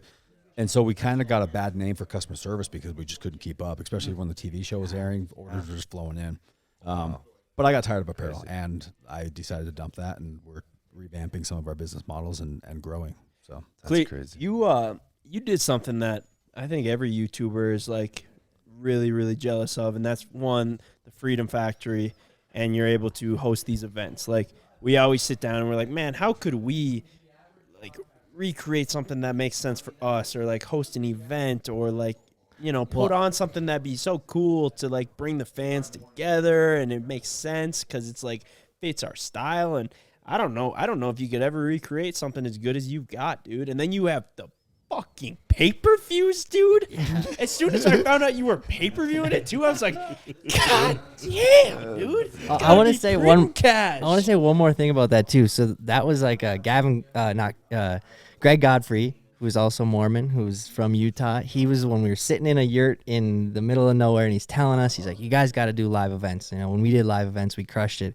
And I'm like, "What does that even look like for us? Like, what are we gonna do?" Yeah, we were like, dude, how we're are we gonna entertain YouTubers. people? Like I don't know how. And all while that was happening, you're, doing it under our feet, and you're just doing it. It's incredible. You little weasel. thank you. Yeah, Right out from we were underneath totally us, gonna dude. do that. I thought you guys were gonna do it, so I was like, I nah. gotta get that done. better It's beat a 'em to top it. shelf operation though too. When you Oh go my down there, it goodness, is yeah. so dialed in. Oh, But yeah. even appreciate before that, that, like guys. Cleetus and Cars was like really yeah. cool. Well, Indy, makes me Houston. happy to hear that you guys see it that way. Cause Yeah, and I'm not trying to suck of your those guys' dick right now.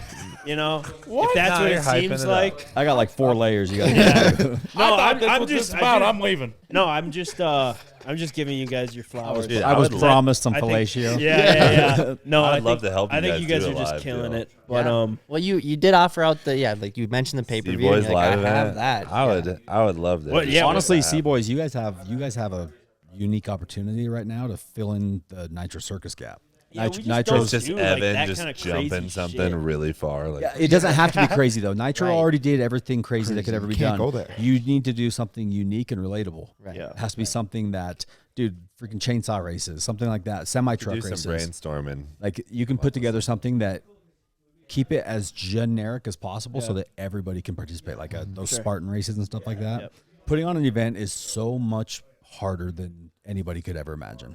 Glad you know that. Logistically, it is an Terrible. absolute freaking nightmare. And the fact that you just do it back to back to back and keep pulling them off, I don't know how you do it. It was miserable until I got the best group of guys ever to help me do it. But they can be brutal. They can be brutally hard and have very small returns sometimes. Really? And it's just a battle. Why? Because the sometimes. margins are just so fine, or you got to sell enough for it to make Oh, sense. I mean, or- some of these track, like, Bristol isn't amazing, but like that track costs a fortune to rent. How much? Can you tell us? I mean, I'd have to look at the last one, but I don't know Like if what? I can say, but Right, okay, don't say. it's Don't say. Because Yeah, I'm well, curious too. Like I've always wondered, like, man, what Is it like what's it F1? cost to like rent? Is like, it like do whatever new you F want one here? fifty or is it like new Oh, like diesel no. Jetta? oh no, Diesel Jetta's like 14 it's grand. it's like a decent helicopter. Yeah. Decent helicopter, Yeah, like a Robinson. it's a decent helicopter. Well, I'll I leave don't it think at a that. Robinson's a decent one for one. I'll leave it at a decent helicopter. My goodness. Worth Well, it. that's But- a couple. it's of But they're also opening up a world class facility with a name like Bristol. Exactly. So there's a reason you pay for You know, I've never been there and never done anything about it, but I'm like, God, damn Bristol. I know the you're name. like, we're in Bristol, baby. You Yeah. know, like that has pull to it. So that's Yeah, why it's expensive. 100%. But you know what's cool is having the Freedom Factory has solidified. Like that carries a name now, yeah. dude. People like would dream to be able to drive around that Dude, track. that So- first video that came out. Oh my with goodness, Hater, dude. Oh, Hater. in the thumbnail where you're in the helicopter, Helicopter? you just like in the Yeah. back. God Yeah, dang. that's been a crazy That- deal. And now it's like it's just like set up and operational. There's actually an event going on right now. Oh wow. What? What's going on? There's a race going on tonight. Were they racing lawnmowers or what? They're just doing like some circle track racing, Crown Vic stuff. But they had a Cars and Coffee this morning. It's just like that's how You got a hands-off it is well-oiled now. machine down there just working. It's wild, dude. I don't know if this is a insane. true stat at all, but I feel like you brought back racing. People say that to me, and like I don't feel like I like it brought it back because it never went away. But I feel like we allowed a fresh new take to be kind of like opened up and seen by a lot of people like that. Racing, I don't know. It did have a kind of a dark look. Like We'll say it. I'm not saying You brought back it's racing. Definitely not. We'll say it for you, dude. Definitely not. We got you. From me. I just wanted to show people how fun it is, and like it purely happened just because I was having so much fun. You made it super relatable. 'Cause Street- Anybody You know the- can go buy a $2,000 Crown Vic. I honestly have more fun in a Crown Vic than like almost anything. I love Crown Vics. I'll tell you what, my smart car, I love that thing. I drive that thing. It's just You like love a smart car. that's the thing. Is Oh, I got smart cars rip. I got like I got a lot of cool cars. You know, like I drive around like a smart car, and like I got a black and white Chevy Tahoe I bought for $1,100. It was an old police car. I drive that all around town. How annoying is the transmission on the smart cars, though? Dude, they're the Oh, worst. they're worst fucking thing ever. I know. I bang mine off Clutch a is rock. so slow. Dude, Brian Scotto has a great line that driving a slow car fast is more fun than driving a fast car. 1,000%. At all. Because like when you're driving a smart car, you're balls to walls. You feel like a race car. Yeah. You're Mario Andretti, 42 miles an hour. Yeah, you're not going Yeah, to you're jail still like under you the would speed be in the limit. Hellcat. No, then I get in my Hellcat. I'm like, wow. Yeah. Hey, what? 160? That's weird. I have a lot of cars that just I ruined because they're so fast. Isn't it? That's the problem with them, right? Because like this is the thing I run into in all my Hellcats. I'm like, all right, let's put on E90. All right, put big injectors in it. All right, let's do this. Let's do that. Pull out the intercooler. Do this. Ice tank. Then I'm like, well, I can't go to McDonald's anymore. You know, the thing is, you know, that's with drag racing too. Is like, you ever think, even when I got into it, because I never really did drag racing before YouTube. Like I messed around like, out in the country, like country kids did, but like nothing else like that. It's really intimidating. Like it's like if you know nothing about it, you're just stepping into it, whatever. Like it's intimidating because you're like not really sure where to start, like what to do. Like you're just kind of like, Try doing that with monster trucks. Monster truck drag racing. Because What about just monster trucks in general? Oh, You did it's the Monster greatest. Jam. Yeah. I I forgot about that. Yeah, we did monster Dude, jam. how We're big crazy fans is of driving Monster those Jam. things? It's the best. So we had an awesome deal. Monster Jam, They're we sick. partnered up with them. They love the Brodozer, and so we built the diesel Brodozer. And dude, that truck was a completely different animal than anything else out there. Those methanol trucks they're hard to drive because they're just all over the place. They're just snappy. The Brodozer was 10,000 times harder to drive than like rookie or veteran drivers like Tom Mentz, Anderson boys, Dennis Anderson. They've all driven the Brodozer, and there's like, how do you do that? How What's do it you even powered by? compete? It's a Duramax compounds Waggler. really. But dude, it's snappy for a diesel, but it's not a methanol truck. So basically, anytime I'd hit an obstacle, I'd have to basically build two seconds of recoil or boost into the system and see what was going to happen. Because that's my inertia, my momentum. Everything in Monster Jam is about momentum and inertia. It's how fast you can keep your run going, and you just keep that momentum going. If you stop, you lose all the momentum. With the diesel, I can't keep momentum when I think about needing to keep it. So if I'm slowing down, my brain says hit the gas, and I hit the gas, and a methanol truck goes. Diesel, I'm sitting there, so I'm having to, like, I would drive in a way that I didn't even understood. Predicting. Yeah, I couldn't Pre-order predict boost. it. So I would I was experimenting the whole time. So I'd get in it, and dude, it would freaking build boost, and then all of a sudden it hit the same obstacles the methanol trucks hit, but it would hit it with probably 5 times the force, and it would just do the wildest shit. But when I would flip over and land upside down, and then when your tire grabs and it flips you back over, where that breaks most of the methanol trucks because they're on the throttle and it just snaps it. Yeah. My truck had like a built-in shock absorber because of the turbo lag. So it would go, and then it would then the turbo would spool and it would just go freaking bananas. But it'd do it a gradual way so it wouldn't snap parts. Yeah. So I had some of the most insane recoveries in Monster Jam. I think I know what you're saying right now. Like, I think I understand, but I'm also trying to wrap my mind around all of it because monster trucks just in general blow my mind. It's the coolest thing you'll ever They do. are I the feel like that was your craziest calling. thing, dude. Because you're kind of a wrecking ball, like in vehicles. I am. So I would love to like see a live show of you just destroying. You guys would have loved the live shows. I don't say this to brag, but the live shows that we competed in, like, burned down the house. I'm telling you, like, fans rushing the floor in Texas. What's that? El Paso? Might be El Paso. Like, I have a really strong Mexican following because I speak Spanish and love Mexican people. Bro, just the entire stadium flooded with Mexican people to come down and That's so say cool. hey to me and Dave. It's the best, dude. Cool. I could see Weston doing that. Like, could do that. I can just hear your tell you voice that. in it. Oh, hell yeah. Motherfucker, I tell you what, somebody built some boost. Next thing I knew, I was upside down. Hell, it was a good time. I'm upside down. Some of the most pain I've ever been in was from monster trucks. I was my just saying, it's first gotta backflip. hurt, right? Bro, my first backflip, I went to go hit the wall, and the methanol trucks, they hit it rolling at about 15, 20, and then they just go crack the throttle right before it, and it'll give them their little pop. Well, I have to hit it 2 seconds early and wait for my boost to build. I freaking hit it just like maybe a half a second too early. I built boost and climbed the ramp Oh my instead of flipping the ramp. God. Launched Remember this. like 40, 50 feet in the air and came to a complete perfect stop upside down. And whoa, boom. Cage first. Bro, cage 40-foot first. fall to the But cage. you know what you don't think about is your feet. My feet wrapped up around the steering wheel into the roll cage. I was like a freaking like cheesy gordita crunch. Just all folded up, dude. And my feet, that was rough. That Dude, sucked. I jumped one like 10, maybe 6 feet in the air to flat on the burnout pad and about snapped my neck.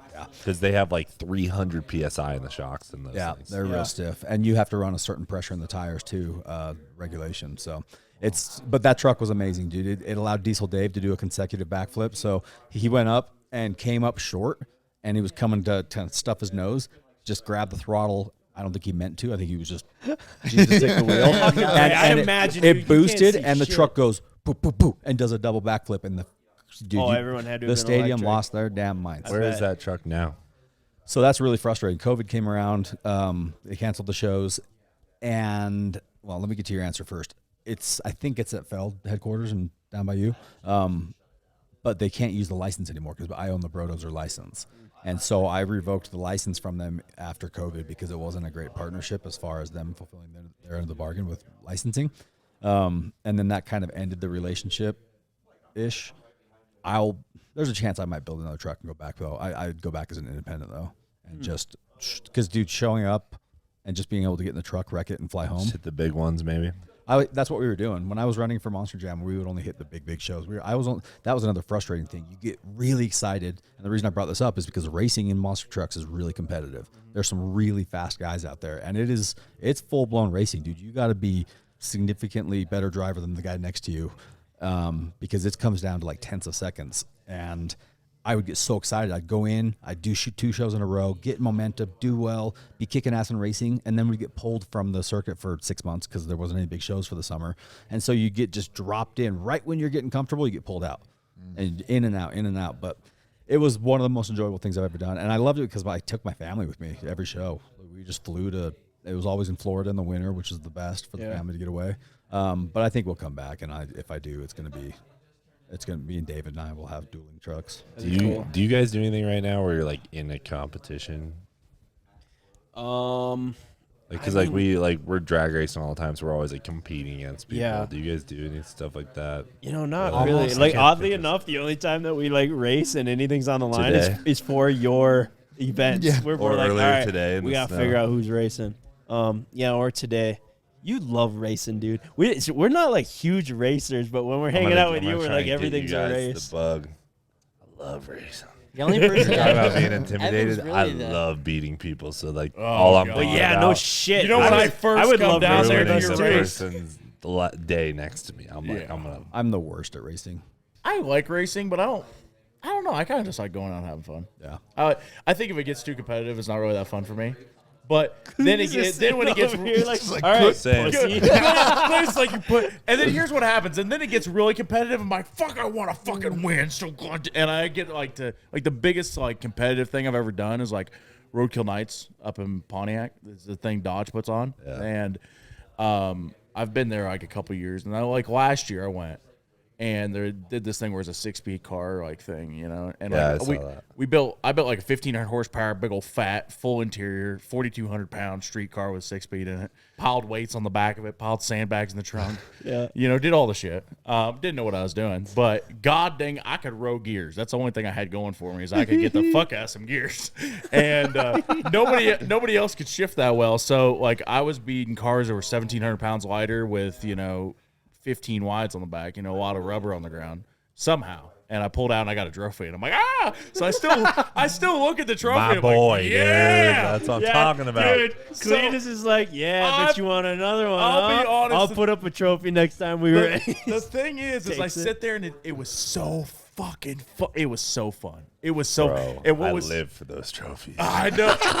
And I was rolling out of that event and like I love hearing this. I was rolled out of that event and like there's 4-link drag racing cars, like just full like back half cars there, right? He was beating them. Yeah, and I That's the posted this best. thing on Instagram of me rocking the radio with the AC on, rolling out of there, be like, Ah, boy. after just holding the trophy in my lap, be like, yeah. I'm like, oh yeah, we're good. You won. love it. You won like Freedom 500 one year, didn't you? Hey, I they won win. it. They I won get it the last rule. that he does. Okay, so yeah, when you won it That's last, not true. when you won it last year, I saw that you posted it. I finally won. I was like, dude, fuck this guy. I was like, It's not against the rules to win your own thing. Here's the deal. he just bro. puts on the invites most everyone kick-ass out. event. He invites everyone out just Well, to beat him. I have won He had to 2 do it races once. in 3 years, and there's 4 races a year. Yeah, I mean, I feel like that's not too many to be fishy, right? I agree. The first He one lets we out ever a did. couple years. I He don't was just know. like, Well, like, what am I supposed to do? Sit out? I think it's just So suspicious I that tell everyone, like, I'm racing. The first ever Freedom 500, we did a thing. It was COVID, so we did like this crazy, stupid thing where we all had to walk up one by one and choose like our car. And I let everyone choose. I took the last car that was left, and I won. Oh, So okay, whatever. that- You won the okay, first all ever right, one? All right. Yeah, I won the first ever. But That's like awesome. even the cars now, like if anybody wants my car, they can have it. Yeah, I I'll want it. I'll take whatever car in the field because That's fair. mine know you're mine is faster. probably the shittiest one. I've raced mine in like freaking 10 races now. So Oh, it's been that. he's many. got that. That's He's another- got them trick flow heads on it. You know? Bro, Yeah. I'm He telling you, he like, got 4 valve. I do feel a little guilty. Like I can tell you right now, I'm not gonna take the helicopter, but I will win and give it to the second place person at the Freedom 500 because Is that like, because you just don't like it that much, or? no, it's because I'm not gonna hype up a sick like last Oh, year. yeah. I hyped up a sick prize and I did. I was like, all right, I'm Dude, them taking it. Fieros were. But like this one's so sick, I want one of my friends to have it. I would love to see somebody like Wait, what kind is it? it's a Hughes 300. Well, So like MD, like the helicopters I really like the Call of Duty looking one. Yeah, It's like their OG helicopter. but that was like started by Howard Hughes, right? It's like a Howard Hughes company It's, deal, it's right? Hughes, yeah, Howard Hughes. Yeah, that guy My was boy, dude. that guy was a G. I fucking love Howard You hear Hughes. this guy talking about Howard I Hughes? know, it's Oh, I impressive know to know everything that. about Howard Hughes. Howard Hughes is like big in Wichita. Wichita was the air capital of the world. Everybody talk about Howard Hughes. I was watching Yeah, a so helicopter it's a video. I have Hughes, this- or it's a Hughes 269, but they call them 300. I have this like portrait in my office, and it's of him standing in front of the H1 racer, looking like a pimp in a long coat, Dude, and he is just. that guy figured some Wait, shit you out. guys not know who this is? Unfortunately Howard not. Hughes was like the real life Tony Stark. This 100%. guy figured Okay. some shit out. Yeah. Just He- some stuff that you just can't even wrap your head around. He figured it out. And he was making like musicals and movies at the same time. 100%. Yeah. Dating Wow, movie what an stars. interesting made combination. #1 movies. He got put in the ICU and reinvented the hospital bed, made the modern hospital bed that won't give you bed sores. Like, this guy was smart, like super smart. Yo, I love that you have a picture of him hanging up in Dude, your office. it's a like epic photo. he's He's your a G. Steve And Jobs. the thing is, well, and then they always talk about like the Japanese stole this design from the H1 to like make the Zero or whatever. But like the H1 Racer was like one of the fastest airplanes for a while. It was like 725 horsepower or something like that. It was crazy. Love that you know that. Oh, dude, I love like Not just knows it, but you're passionate about I it. love aircraft. I love like Howard Hughes. Like I'm really into that. Like the Hercules. I want to go so bad and see the Hercules. Cool. And when anybody calls it the Spruce Goose, I just get mad. I'm like, oh yeah, that's not what it's called. Listen here. I watched the movie. I read the documentary. Nah, I'm not gonna say that word. But anyway, I can't say documentary. All right. What's got how you. do you say it? Documentary. Documentary. I I got can't you. say documentary. Yo, dude, you should meet my buddy CJ. But no, yeah, he was a G. He was like the inspiration for like Tony Stark from like Marvel. Wow, I that's feel sweet. so lame. I really like Tony Stark. I love Tony Stark. Yeah, but like That's what's been so fun about this trip. You find out like all these people that you love and watch and hang out with, and then you just figure out that they're I'm a obsessed nerd. with so some nice guy that you hanging never out even with heard all of. you guys. Like, I it's love so hanging cool. out with all you guys. Yeah. It's like the all of the snowmobiling and all that stuff's so fun, but honestly, chilling in the cabin at night is like Best the part. best, dude. It's so cool hanging out with everybody. Yeah, and that's just what my vibing. favorite part is. That I mean, it's think how rare it is that you go into a house or a cabin or whatever, and there's not a TV in the living room, Yeah, and There's we're a not TV in every room. working. and there's not a TV in here, and we all just conversate, and it's a beautiful thing. But yeah, I mean, circling way back to what you first said, like we just like everyone who watches YouTube hope that you guys, it's just this underlying thing that I hope they're as cool off camera as they are on camera, Yeah. and it is the case for sure, for everyone here. In this case, yeah, there are some. That Yeah, you're right. roast him, roast You're him. right. All right, let's go.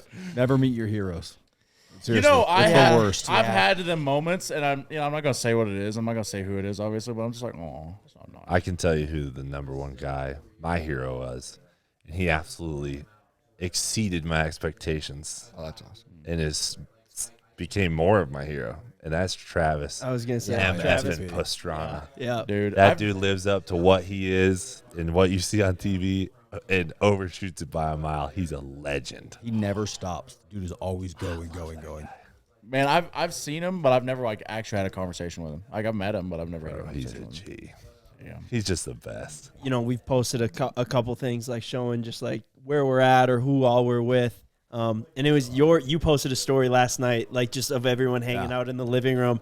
And I just reposted it on our story. Dude, we got flooded with so many responses of like, yo, I am so fired up right now. Like all Yeah. my favorite YouTubers in one room. This is so awesome. It was pretty surreal looking around last night. It's If like, only man, could how did they we pull could this have off? heard the conversations. Oh, yeah, they would No, be we'd like, all be these canceled. guys are idiots. Yeah.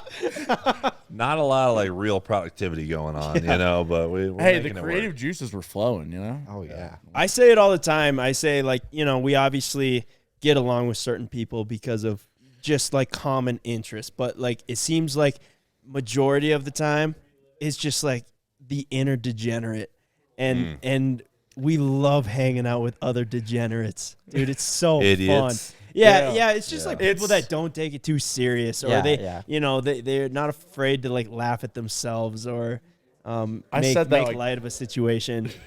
And I it's said just that, so like, two fun. times while I was here. I'm like, dude, it's so awesome that everybody is just like, I'm just like scared of showing up and saying something dumb because I always say something dumb, and then I'm like, oh, everybody else saying something dumb. Ah, we're good. Everybody else is just like, oh yeah, that's great. The cabin's gotten louder as the weekend has progressed, which has been fun. Everybody's just getting comfy. Yeah. Dude, this is just the best annual trip. I love this trip. Yeah, you guys. I'd Next like to year, extend gonna the be invite sick. for next year. Dude, This is like an annual tradition for us. So Hell yeah, I'm gonna have to bring some works better. Oh, you have to be invited to come because I've just been. Like, yeah, no, it's did you any- just Heard it kinda- was happening. I don't know if got I've in ever the been car. invited. I Cleetus got just the open invite. Actually, last year it was just you and me, right? That'd be such a different vibe. Just the two. No, there was other It's people, just but him you and I two. were the only. they're just talking helicopters the like whole time. there was like kind of a gap year, and like everyone. I don't know. It was just like you and I. Somebody else was here. I can't remember who it was. But yeah, it's always been a good trip, and it just keeps getting better every year. Cleetus and I always joke, it's like, what are we going to do to top this year, next year? Yeah, next I've been year. thinking about that too, man. Like, how do you what vehicles? Bro, I don't does know. everyone Oh, we have a bring? snow And- race.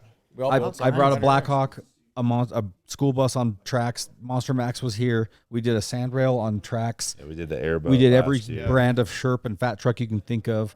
We did a bullet bike on, like, dude, what else is there to do? Bullet bike. You guys keep calling it Yeah, the there bullet was a- bike, dude. I I've like- never, okay, I've we never don't I heard like that. it, though. The rock. I like that. I like that. Bullet bike. What do you call them? Just like a crotch rocket. Dude, you know what we need to set up for next year is a zip line from the balcony. Oh, hell yeah. Yeah. You'd be going about 400 on Let's that do it. puppy. Evan was All eyeing right, up. put that down. So there's a hill right on this side of the wall, and it's steep enough to carry enough speed on skis.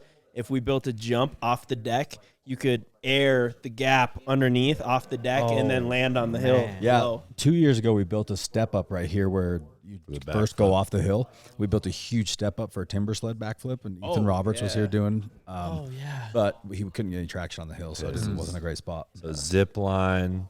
Hot air balloon. Oh yeah. I don't know. I have been wanting. Be to too get low my intensity airboat for you license. guys. It would be. I Yeah. would. It's my hell. Dude, Unless I'm yeah. piloting it, even then, you're just up there, just floating around with the wind. I fucking hate the wind. You know what's impressive? up with I was in one, and dude, we took off, and they're like, the winery that was on the balloon is the one we landed at. Like, it was intense. We landed 15 feet away from the other balloon that took off next to us. Really? Like, it was impressive. Huh? So I don't Yeah. know how they did it. It was I don't witchcraft. either. Yeah, You ever that's been to, like like New sorcery. Mexico when they have that extravaganza where they launch all the balloons. Yeah. I was accidentally there. Like I was, I was just driving my Humvee across the no, like country. literally, I was there to pick up my twin turbo TRX, and I got up one morning. I'm like, what the fuck is all that shit in the sky? And then next thing I know, there's just people just like catching balloons on freeways, like in people's backyards. They're just like going all over the place. There's trying no to way get that's not a shit show. Oh, it is. It's a gotta be. massive shit show. Did you guys see there's a clip on Instagram? A hot air balloon gets drug away in the windstorm, and he like wipes out a car, knocks out a family, flies away, hits the power line.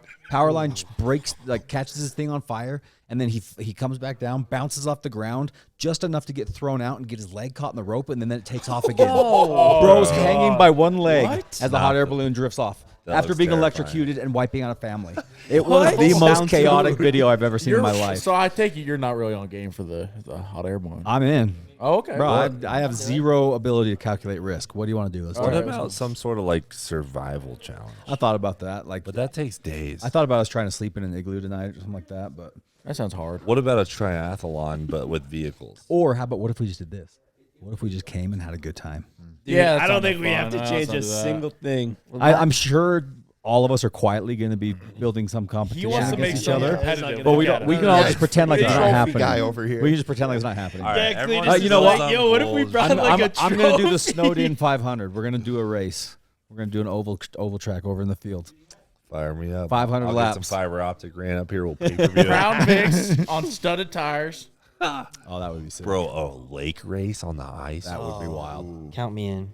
Fire me. Wait, ain't there a lake just like over there? Yeah, huge. Is it Does it like, You guys freeze? want to go on the lake? We can yeah. just go to Cormorant. Yeah, dude. you guys should all just come to Cormorant. is it like We can thick hang enough out. to drive on? Bro, I could Yeah, show What do you want to drive? we drove a wrecker on it a couple days ago. You gotta come. You drove a wrecker on it a couple days ago? Okay, we had to do a recovery. So Wow. So the shoreline right now is only like 200 or 300 yards off the shore is frozen, but you can drive around the edges. Sometimes the whole lake freezes and it gets crystal clear. You guys ever see a video of a guy that goes underneath the ice and he's swimming and he tries to find the hole back up and he can't? And you can just see him crystal clear under the glass, like trying. That was my buddy right here at Bear Lake. What? Oh, Yeah. no, that was. shit. Was that real? Like he It was could. 100% real. Yep. He got so disoriented and his eyes froze. He couldn't see the hole. Was he all right? Barely.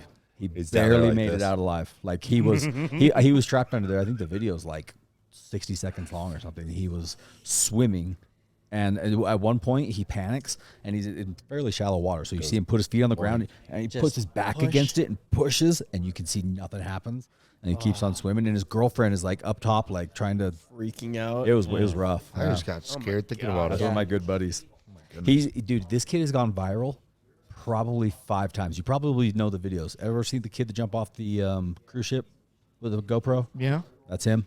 Ever see the original video of the kid who was wake surfing and then acted like he's going by himself and then fell off and the boat runs away? Yep. That was him. Yeah. Oh my gosh, dude, this guy's a genius. Dude, and nobody knows him. Does he do social media or he Yeah, just, but he just has shit luck. The pages don't tag him and all this. All of his shit's like licensed to juking and stuff, and nobody knows him. It's so funny. I would give him shit for it all the time, and he doesn't really care because he's not trying to do social media. But he has done the wildest shit and never gets credit.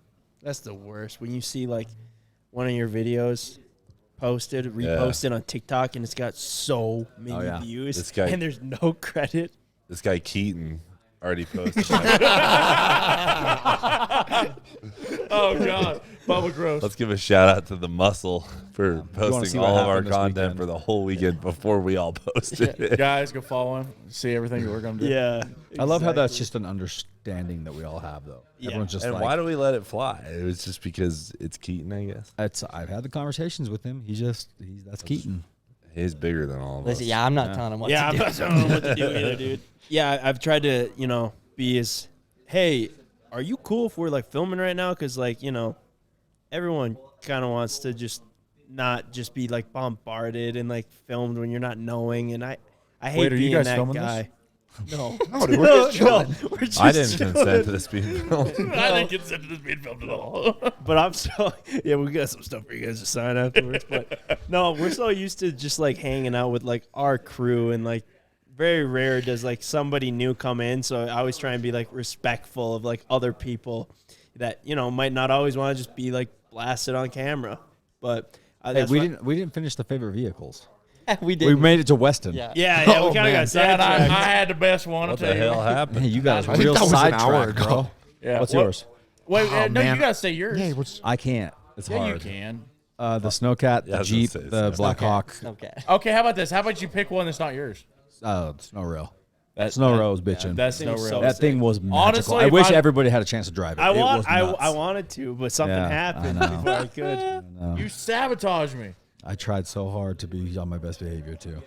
You You guys missed a real adventure last year on this Hey, trip. didn't you get a We had ripsaw we had stuck? oh yeah. Oh no, that's was not the the least one of he's our worries. talking about. We had some aircraft damage. It's the only video. Well, I'm allowed to show the video at your funeral, You right? showed up at my funeral. Okay, so It's vaulted up. Nobody's ever going to see there's this. one copy of it in my hands, one copy in Dave's hands, and as long as you haven't sent it to anyone, No, then never. It Never. exists We nowhere can else. talk about it. What's this about? It was What an happened? incident. That's all we If can Dave, say. Okay. if Dave allows, I could show it after this, but And I will show you guys off camera. And it costs a lot Cost a lot of money. in fixing something. Yeah.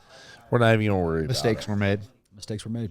They weren't even helicopter- mistakes. We had a fluke distributor wire pop off, and that led to a whole chain of just No big disgusting deal. It's events. funny how that happens. Yeah. Yeah. Let's move on. Yeah. Moving on. Anyway, what was your favorite vehicle?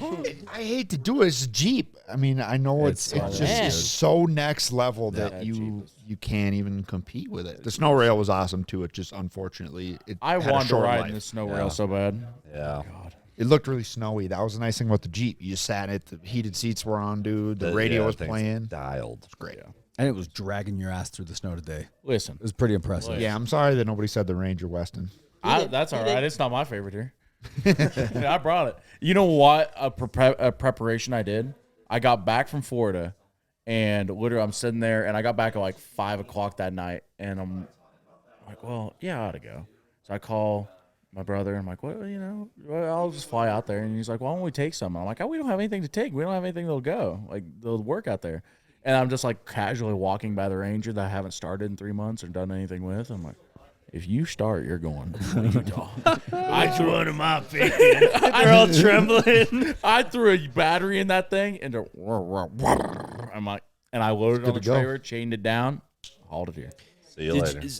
I'm curious what you guys that brought trucks on tires were thinking bringing them to a mountain. Oh, I really didn't care. I didn't care if it worked. Like here to the have a thing good is, time. I was just out here to have Just fun. want to show up with something. Yeah, like I just fucking like the thing is like I'm like I just can't show up with no it's like showing up to golf with the putter. You gotta have agree. a driver. You gotta have something to play with. It was a good potluck selection. So I think the thing is like at the end of the day, I'm like I know it's not like that's not where this thing's supposed to live. It's not supposed to be out here in 4 feet of snow, and it wasn't really ready to go on an adventure. But it's like if you're ready for an adventure, you know Bro, that thing you're belongs at a Van Halen concert. Not, I tell you what, it would get down at a Van Halen concert, wouldn't it? Yeah, it's I was loving your early morning tuning Rev sessions. bombs. Yeah, rev bombs. Hey, you know what? It ran so bad, and the thing is, I put a Holly sniper on it, and I couldn't figure out why. And I never tested fuel pressure, and it takes like 55 or 60 to make it run. Turns out I had the regulator set at 30. Thing ran like a garbage, but I set it on up there. I got it running good enough to make it overheat. There we go. Damn, that's Well, pretty good. Let's be going. It was it the loudest one here. It was, Yeah. dude. Yeah, it wasn't the most powerful. It got stuck the most, but it was the loudest one here. She made some noise. Oh, she's a noise making machine. Cleeter, what about you? I'm going. I gotta go with the timber sled, the 450s, the timber sled I was riding on. Oh yeah, dude, you're Classic. ripping that thing. I love that thing. I mean, I know it's not like one of the YouTuber cars, but I just love that thing. I hate the front end feeling of timber I sleds. love I hate those that things. hard, dull feeling. And then I also want to say that my second favorite vehicle was the inner tube because I got to see Dave built the most ridiculous slide that's from the top of the mountain. It's more of a death shoot, but Yeah, it's, there you go. It's terrifying. 1,000 And foot he tube run. literally forced us to go down. I mean, there was no Oh yeah, saying no. I have video proof. Yeah. And I saw George fly through the air and land hair first, like the top of his head contacted the ground. His neck had to flex to a 90-degree angle to absorb the rest of his body, pile driving it down on top of It it. looked even better from the heated seats of the Jeep. That was some good old fashioned fun right there. Yeah. Not a camera in sight. Just It was people dark living. out Just and us just some good old terrified. living. Yeah. Yeah, All that right. was cool. And your favorite? Oh, dude. I mean, the Jeep was probably the most fun because I was like actually mobbing it. The Snowcat was really cool. I've never driven a Snowcat, so that was like, a dream. The thing was also like brand new. So fresh. Doesn't get better than that. And I mean, dude, just watching like Whistlin's Monster Max with the jet engine was like, dude, my eyes were playing tricks on me. Yeah. But after watching it, I was like, yeah, of course there should be a jet engine on the back of a monster truck. I was like, I can't imagine a monster truck without a jet engine. Morons now. wouldn't have one. Right. Yeah, I was like, they go hand in hand. Oh, and then the Lambo that showed up. The off-road Lambo, dude. He didn't get around very good, but I was like, hey, dude, A for effort for coming. Oh, yeah. We stole your Jeep and went and recovered a Porsche, by the way. Oh, you did? Yeah, we did a heavy D recovery video. Oh, yeah. Dude, I was towing that Lambo out and I accidentally snatched it kind of hard. Oh, did you? Well, we snatched the Porsche kind of hard, too. It was okay. And then I hit Hans with the track of the Jeep with the track of the Razor. Like knock him down? Well, no. He was in a Razor, and I was in the Jeep, and I hit him. Oh, you hit the Razor. Yeah, I hit the Razor. Nice. And he's like, that's fine, hit that. I'm like, okay. But I already hit it. I just rubbed it a little bit. I'm sorry, There was a moment where down in like the meadow, you had the Black Hawk, the bus on tracks, Whistlin's Monster Max. The Lambo and the Porsche were sitting there. It was crazy. You had the Sandero that was broken, but it was still there, and then our R1 sitting there. And then Westin coming and like flying through, like like you did like 4 hot laps back and forth, but it was everything in one. He wanted me to crush that camera, so I was just coming like. And the thing is, the only way that thing works is momentum. Momentum's your friend. You know this big field out here in the front by the gate, like on the way in. I figured out if I get up on top of that hill, I get enough momentum, I get across there. And we got flying across there. And I mean, I'm on the top, and I just got this thing pinned, and I can't find anything else. The steering wheel, the gear shift, nothing. But I got my foot all the way on the gas pedal. We hit these ruts in the middle of that field. The whole fucking Ranger left the ground. The whole thing, leaf springs and ruts in the snow, and it was like, and starts doing this violent bouncing, and like after that, I'm like, oh god, my back hurts so bad, and then I keep trying to get in and out of that tall thing. I'm like, yeah, okay, I'm kind of over this thing. Is that technically just a mud truck? I don't know what it is. Is that what it's built? Dude, you know what was funny? I don't think anything's about this has been shown yet, but I thought it was road legal because it's got windshield wipers, it's got headlights, taillights. That's all you need. I thought it was road legal as hell, Yeah. But these guys from Australia stopped by our shop and they're like, "Let's go to lunch." I'm like, "Fuck yeah! What's more American than fucking Going to Lunch in a Ford Ranger, dude. going Ford Ranger with fucking flames on it on 49s, These Australians are like, oh my god, dude. Yeah, they'd be like, this would be a felony in Australia. And I fire it up and we take it to town and go to lunch, right? And then we get out of the place we went to lunch. I'm like, I probably ought to take a back road. I'm like, that's not fucking very American. So I take it right down Main Street in Winfield. And I turn the corner and I see a state trooper sitting there. I'm like, that's not good. And he pulls over and he just walks up there pissed as hell. And I know who he is. His name's Bob. I'm like, hey, Bob, what's up? Shouts him out. Hey, Bob, what's up? I don't worry. I shouted him out in my video, too. And he walks up there. He's like, Westin, what in the fuck are you doing? Oh, man. Oh, really? Oh, brother. They call him my first name and everything. And he's like, how far is the trailer?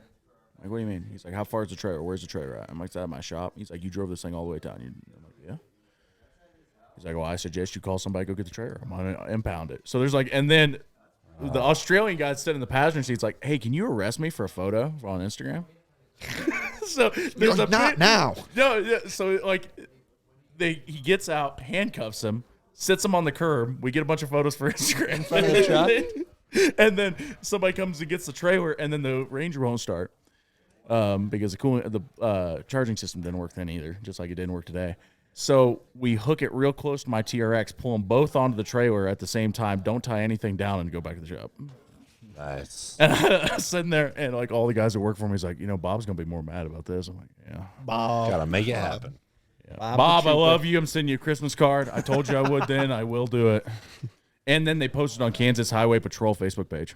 Really? They took a photo of it and said They're trying to get some clicks. Yeah, they took a photo of it and said, we pulled this over today for unsafe motor, like something. But I wasn't being unsafe. We built this RC 4-wheeler, where I had this RC 4-wheeler built for us. seen By that. the way, That I thing's love those dudes. Oh yeah, they were. Oh yeah, they built you that gold wing. Yes. Yeah, super nice guys. We had this 4-wheeler and we're just driving it around, and we don't have many places to drive it, right? So we're like getting on the road and we're driving it over to our track, which is Close. 500 yards away from our shop, right? A little stint. And anyway, I kind of lose track of where this thing is at. We're in the truck. I'm driving it, and I'm talking to the boys. Well, I forget that this thing is like a full-grown 4-wheeler. Full grown. Yeah. So It grew up so quick. Next thing I know, Adult. it hits like our local Wi-Fi and internet Oh, I provider saw that. box, and it hits the box and it breaks the post off, and we're like, damn it, run down there, try and put it back together. But I have like a contact over at like the place of like a guy that always comes to my house, so I call him and I was like, hey man, can you just come and make sure that this thing didn't just take out the power for the entire street down below? And he's like, yeah, I'll come and make sure everything's all right. So he comes over, checks it out. He was like, yeah, there's nothing in this box. You're good. We'll just fix it in the spring. Next day, I get a call from the local sheriff's office. Hey, yeah, we're just calling to check and see what your plan is with that box that you hit. And I go, well, first of all, I didn't hit anything. The 4-wheeler hit. I was not on Unmanned. that 4-wheeler. It's a drone. It was an unmanned 4-wheeler. And then Rogue. And then second, I was like, dude, what narcs, man? They just ratted on me that quick. They didn't come and ask like what we were gonna do about it. But that's our recent run-in with the sheriff's office. But You know, they were cool about it, and I was like, yeah, man, we'll get it fixed and everything. But You know what's funny is I bought my Humvee in California, and I had a tag for it, but it kept falling off. So I just threw it in the RV that was following us, you know? So every time as we're driving it across the country, every time that we would see a cop, my videographer would pick up and start recording. And I wouldn't really think too much about it. I'm driving Humvee. I'm just, brrr, this is awful. This just sucks. They're This is terrible awful. vehicles. Yeah, it's terrible fucking vehicles. I still have mine. It's great.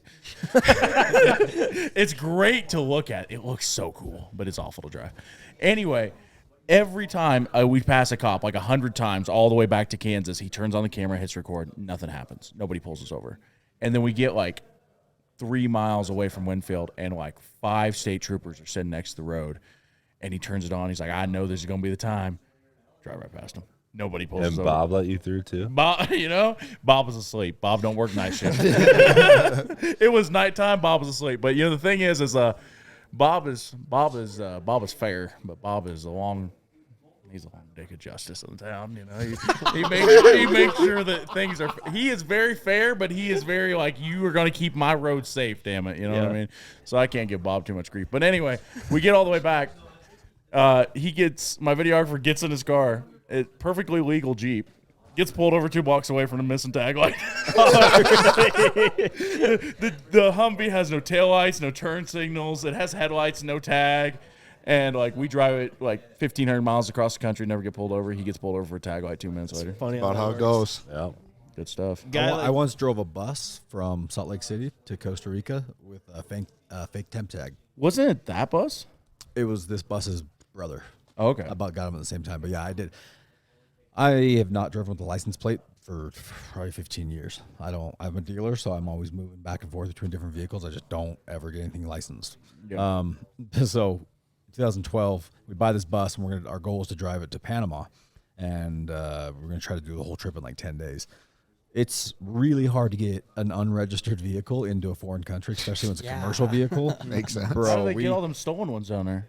Well, we found a way to get the bus in. You basically just have to wait, and the border customs lady has to tell you no enough times that she feels like she's doing her job, and then you just offer her money, and then she takes it. I was stuck at the border 3 days at the Mexico border, 2 days at the Guatemala border, a day at the Belize border. Just So stuck it got there. lower. Yeah, By the so time you get to Chile, moral you of just the story like is roll on through. you paint. Come on in. You paint Jesus Cristo on the side of your bus, and you say you're a church, and you're fine. Okay. But yeah, don't try to take one not in your name. Hey, there you go, Weston. Next time you drive a Humvee across, just put a church on it. Yeah. Oh hell yeah, dude. Yeah, there we go. I think the thing is, I think everybody see me driving by and it's like, I feel sorry for that man. I'm gonna pull him over. That sounds like a lot of paperwork. I think the thing about pulling a guy like you over though is like make jokes with them, and they're gonna laugh, and you're gonna laugh, and they're gonna bend you over, spank you a couple times. Hold They on, were have my you guys- favorite ones. Bro, have you guys ever seen this YouTube channel where the guy buys the mini Jeep and goes to Moab? Yeah. Yes. That guy has the most underrated channel. It's the best channel on I YouTube, in my seen opinion. the first video of that when it had 12,000 views. Yeah. And I'm like, that shit's What video is it? It's He this dude. bought a go-kart Jeep. Drove it really far. Right? He drove it. He Yes. shipped it to Utah and drove it from top of Utah to Moab, and But it he was took insane. he took a really fucked up route that took 1,000 miles. That dude is so underrated. What is his And name? he blew up the. I don't remember. Look up Moab. It's like C90 Adventures. I want to shout out a YouTube channel too that's underrated. This guy Nathan Carhu. Have you guys seen that guy who does like burnouts and drive-throughs at McDonald's and that What? and that regular cab Silverado? Let me see. Is this a thing? Bro, What's this his kid. name? Oh, he had the U-Haul that he welded the diff in and was drifting it. Yeah, I did see that. Yeah. Bro, this kid, I've been watching his videos because he did some savage stuff. And he just made this like Here's an 7-minute long apology video and was like, don't do what I do on really? the streets. It was pretty funny. But That's a real look up underrated one. C90 Whistle and Adventures. Diesel. C90 Adventures. It's one of the most entertaining pages I've ever found. All right, if you we're should giving shout out shout-outs, Westin dude, Diesel. guy needs subscribers, dude. Ed Gun Leashy. He shoots squirrels with this like super high powered airsoft rifles, and he's just got like scope cams, dude. It's so good. I think I'm Also I think I'm Peter's more on the- Outdoors. I think I'm more Films on the truck- burnouts truck and tough the events. McDonald's kind of thing. Okay, everyone's got to shout out one YouTube channel before we end. Extending the olive branch, and then we're Westin wrapping. Champlin too. Dude, I love it. Dude, shout out to all of your guys' YouTube channels. Thanks for coming on our podcast and thanks. taking the time. I think we're like over 2 hours. Yeah, and we we appreciate told it. you guys like, maybe just 30 minutes. So we really, I knew that was really a lie. appreciate it. I knew it was a lie too. Yeah, we knew it was a lie. We thought Because we the were- thing, he's like 20 minutes. You cool to jump on? I'm Well, the like, good thing is that it was going so well. We enjoyed talking to you guys so much that we just did the whole thing with you guys. So the question is, how many bleeps are going to be in it? None. 0. Actually, I don't know. We might actually have to start doing that. I'll talk to you about that, though. Yeah, I think we might be getting throttled. throttled. Yeah. Oh well. Dave needs to get back to his snowcat, guys. There's Dude. no I got snow to Dude, ground. that whole place out there's not ungroomed. Come on, Yes. you've All been right. falling behind. Hey, thank you guys for watching. Thank you guys for coming on the podcast. We love you. And we'll see you in the next one. Oh yeah, brother. Beep.